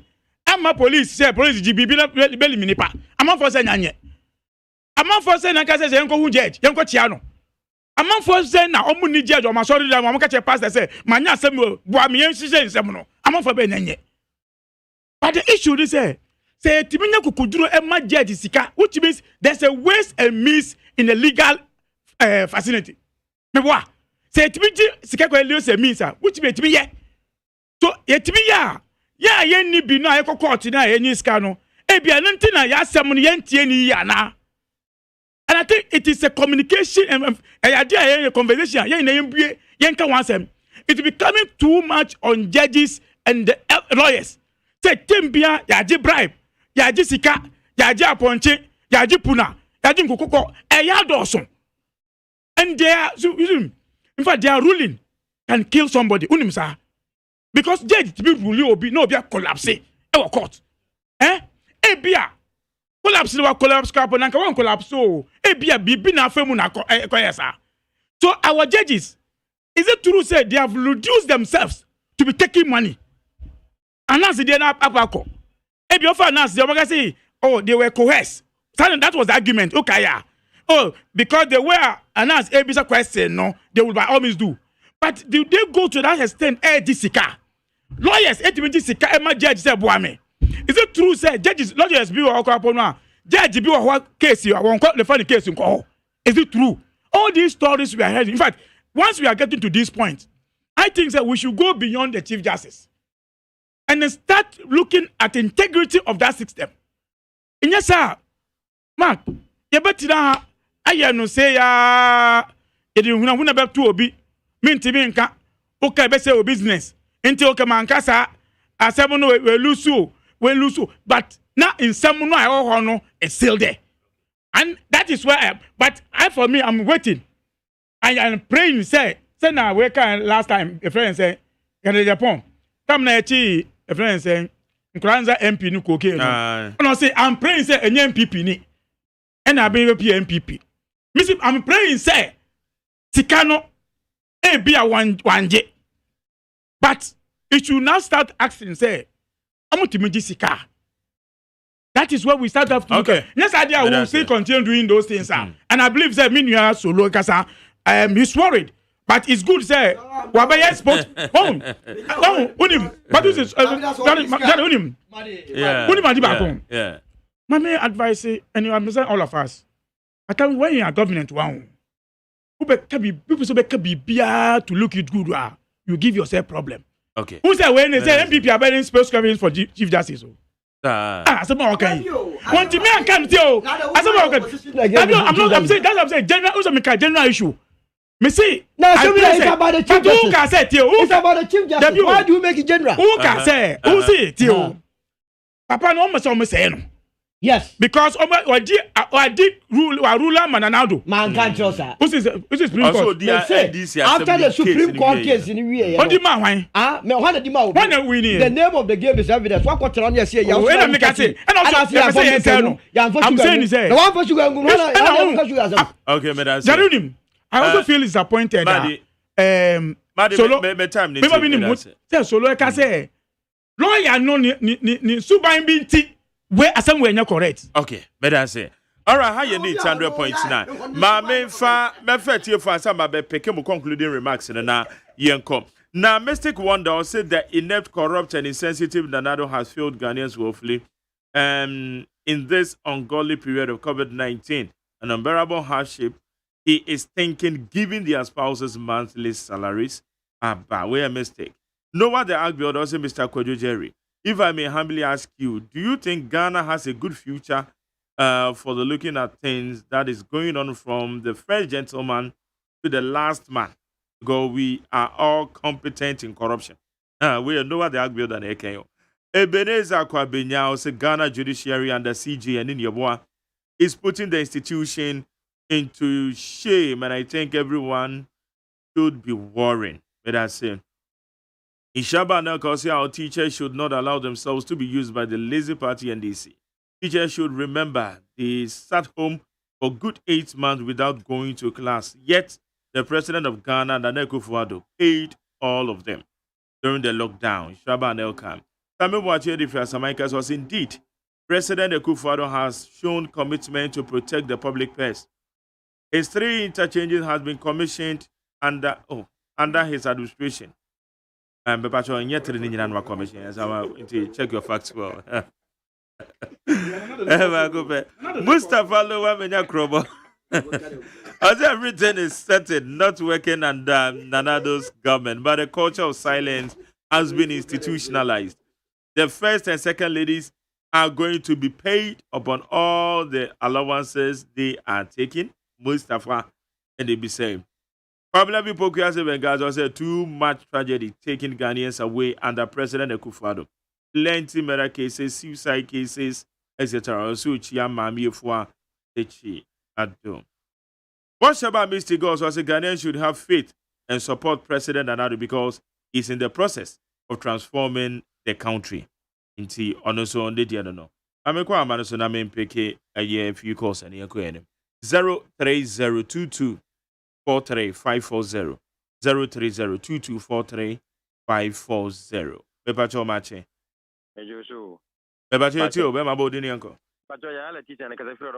Okay. Ajari mamincha ai mujisa bo greta ko yu organizer ne mayafo a kumsini jola go mai magari o hwe nsema bana nkan sembu won man kanye say ka so ye say ka because o hwe okuase ai na mampina ye na andi waka wasem so onye hwe na ye di onim se omo campaign message kase pa na omo ka bibi se secret interchange ntina Ghana ponto mama andi sifo ba mampani mra na ontimi wi sek ai vende kwano andi sifo wa te ase papa ne nyehwe enne watumanya hodene watumanya kokodo yi sadi we na wi ono se ye kaso a mo ti dabida ne nkire se waye adwuma yebesere se MPP na NDC media me kasa hu npa mienu e bekasa we so wa be be susuro na ba ko wa chen ba ko ba o de NDC na MPP to a MPP best NDC because NDC motra kwa na Ghana 27 good years timoni ni a oti ho no asabi ono nkasa di ni pade na wanya but Nana Akufo-Addo ane andi MPP buy obianya F insurance ni free obianya for education ya de kwa buy kwa binim kwa nya allowance kakra dunso stop mo transfer how many years ni Ghana for the dunso mu e de best say 2 million de ma month manye and the 2024 no de mbeka che Ghana for enye propaganda na Ghana for tia I'm sure no okay me da say I know what you nchira with the aba neat 100.9 so me pa cho mache nyame adobako kasa ye na phone wo chire Eben Fabenya. All right. Mamin Chiama Digibri and a bit. We're born in Homebody Empire. The world digest issues no. Yanko Ponsha, I mean, so be true. Namin Chia ni Takia Janko. So me Fabenya. Hena Joa Shiama. Mama Jerry. Oh, I ask him near Yareho. Na me, the MPP near Anka on. Let's see me tears with Guasimo because my mom penning another with disappointing big time. So, Obi behind him say, your budget is sky government machine scenario. First lady, the second lady is Namuka home. So what yet? But essence of man penny or who could go for crying shame. Now was fairly Ghana Poto Intino, and it's a bit near then, Ama committee is near then. I recommend this the entire first ladies and second ladies. So we will be out to Abama MPP. It has to do year pass it, or man penny Nanado. What disappoint you? She commander Sugar Factory John Dramani Bahama, every vampire. We did this and me for sugar my. I bet to 5 good years here. I didn't say John Mahama said, well, who answer in the Australia, and to move by 5 years, Miss Mutuan answer, my Jerry. I think I am saying for credit and almost it. Nanado attitude in governance, I must say, crap for the politicians, only heartless and wicked. But yes, sir. What I said, Mr. Ghana for teaching me, my answer you. Okay. Because the kind of attitude that Omampina Nado did by nature on drink kind of yes, so in your mind because from why. Better say no what you nchire neat 100.9 so ni. Eba so so much. Champion McJerry. Yeti o nana yanko.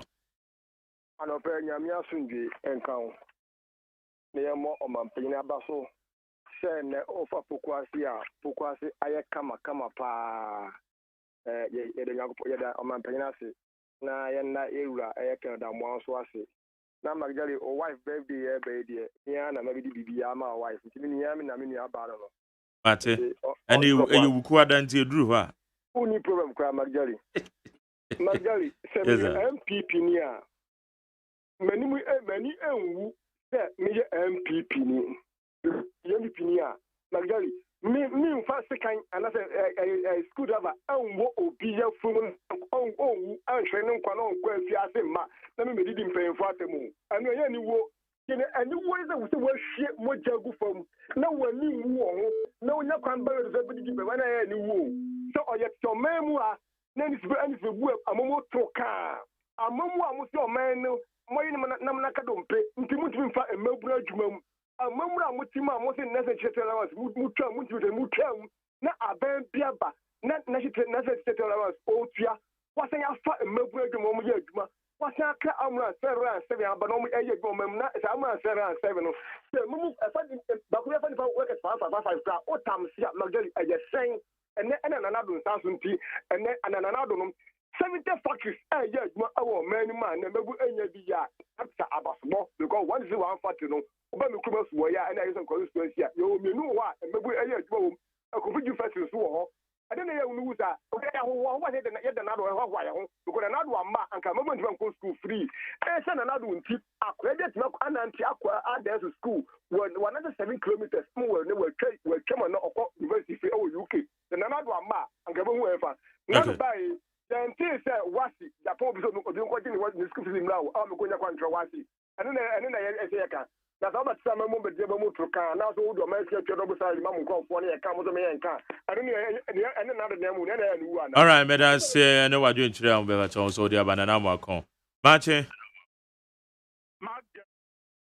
yes sir be ma yetio well ni asori be ni me so dia me kata say me pam short nika ama wife ne birthday dem ni na nam akon ye die di you mati odawasi me mfa kwanya we so na me ntia yura kendamwa na nam akon ma ne nyo nwanwa NDC amammo bi ho a mrante me bro ho a no mo wo man o man se dem hunu die amamro tru kan NDC aban ye hwe ye ka poku ase entertain we do ho me bomb ni na nisu me hwe sika anado edeye interchange ahodo miensa na me hwe sika o mampani dada mahama edeye interchange baako bibia nkyerɛ sɛ me asɔreba anado tu kwan na mahama tu kwan ya mesoma mahama da ntanwam sugar factory eka NDC aban ball won centropo binu homagare nka ho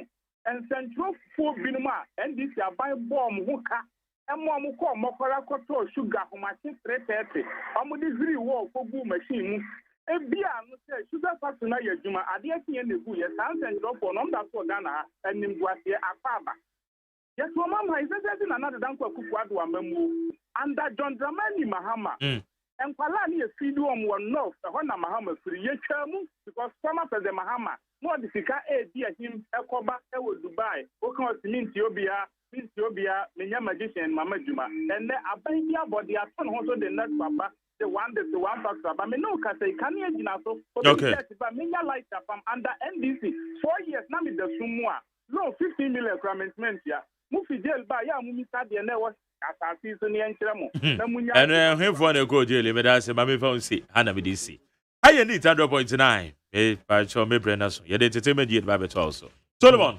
remarks, yeah.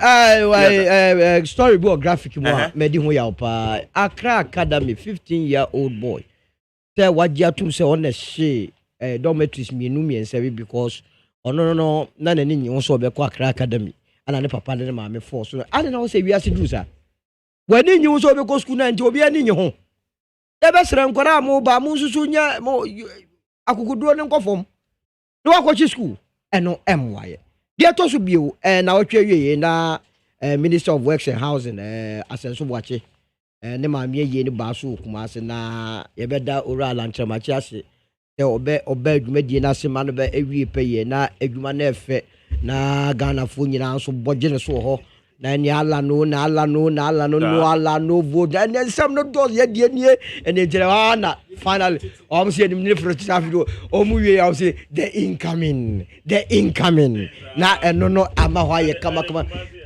Kumasi came to a standstill who that chicken na FPJ ya better you rekojo as see the future is trade and industry better say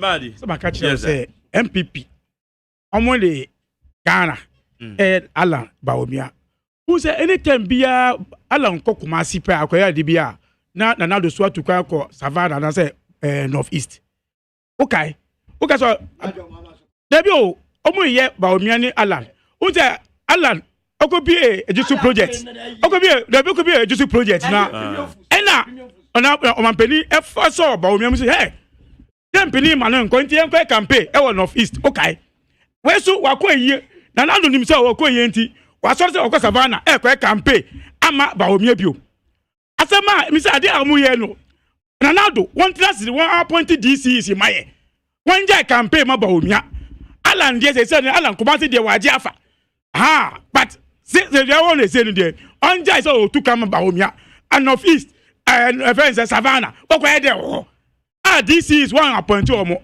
Apa is say 1,300 friends and confirm apply for DCs because omu ne ejuma no job. You better come out more than ye. And another wet na say ejuma no. Who ye campaign about Baomia. When no M1 on my na e umu no. Ede Magari media mesra omo. Baby I go do 7 months in government of Nanado. By now 1.0 DC my. No one jai campaign o my Baomia. Wama omo. O my dey. I first interview. The brother say no mo hwe we Baomia na say Alan. We Baomia na say we Alan. Enti na now do say what tut kwa chia northeast ni we ni penifo say mun for so ma Baomia nkrofo mbre mu na enti bimbo ano for primaries say we don't have a problem say ebe bia no dey because bibia kasa nim say okay Baomia no ntro na wo try wo ntimi ma ne leader that's what we know and they will prove us right in their primary. How you need 100.9 Madi Jibril the former organizer former deputy organizer, right? Edema NDC, what's in camp. And Solomon, who is a member of the MPP, National Communication Team. Now, what about Greater Crown? So they are now, or your deputy communication officer. Hi, need 100.9.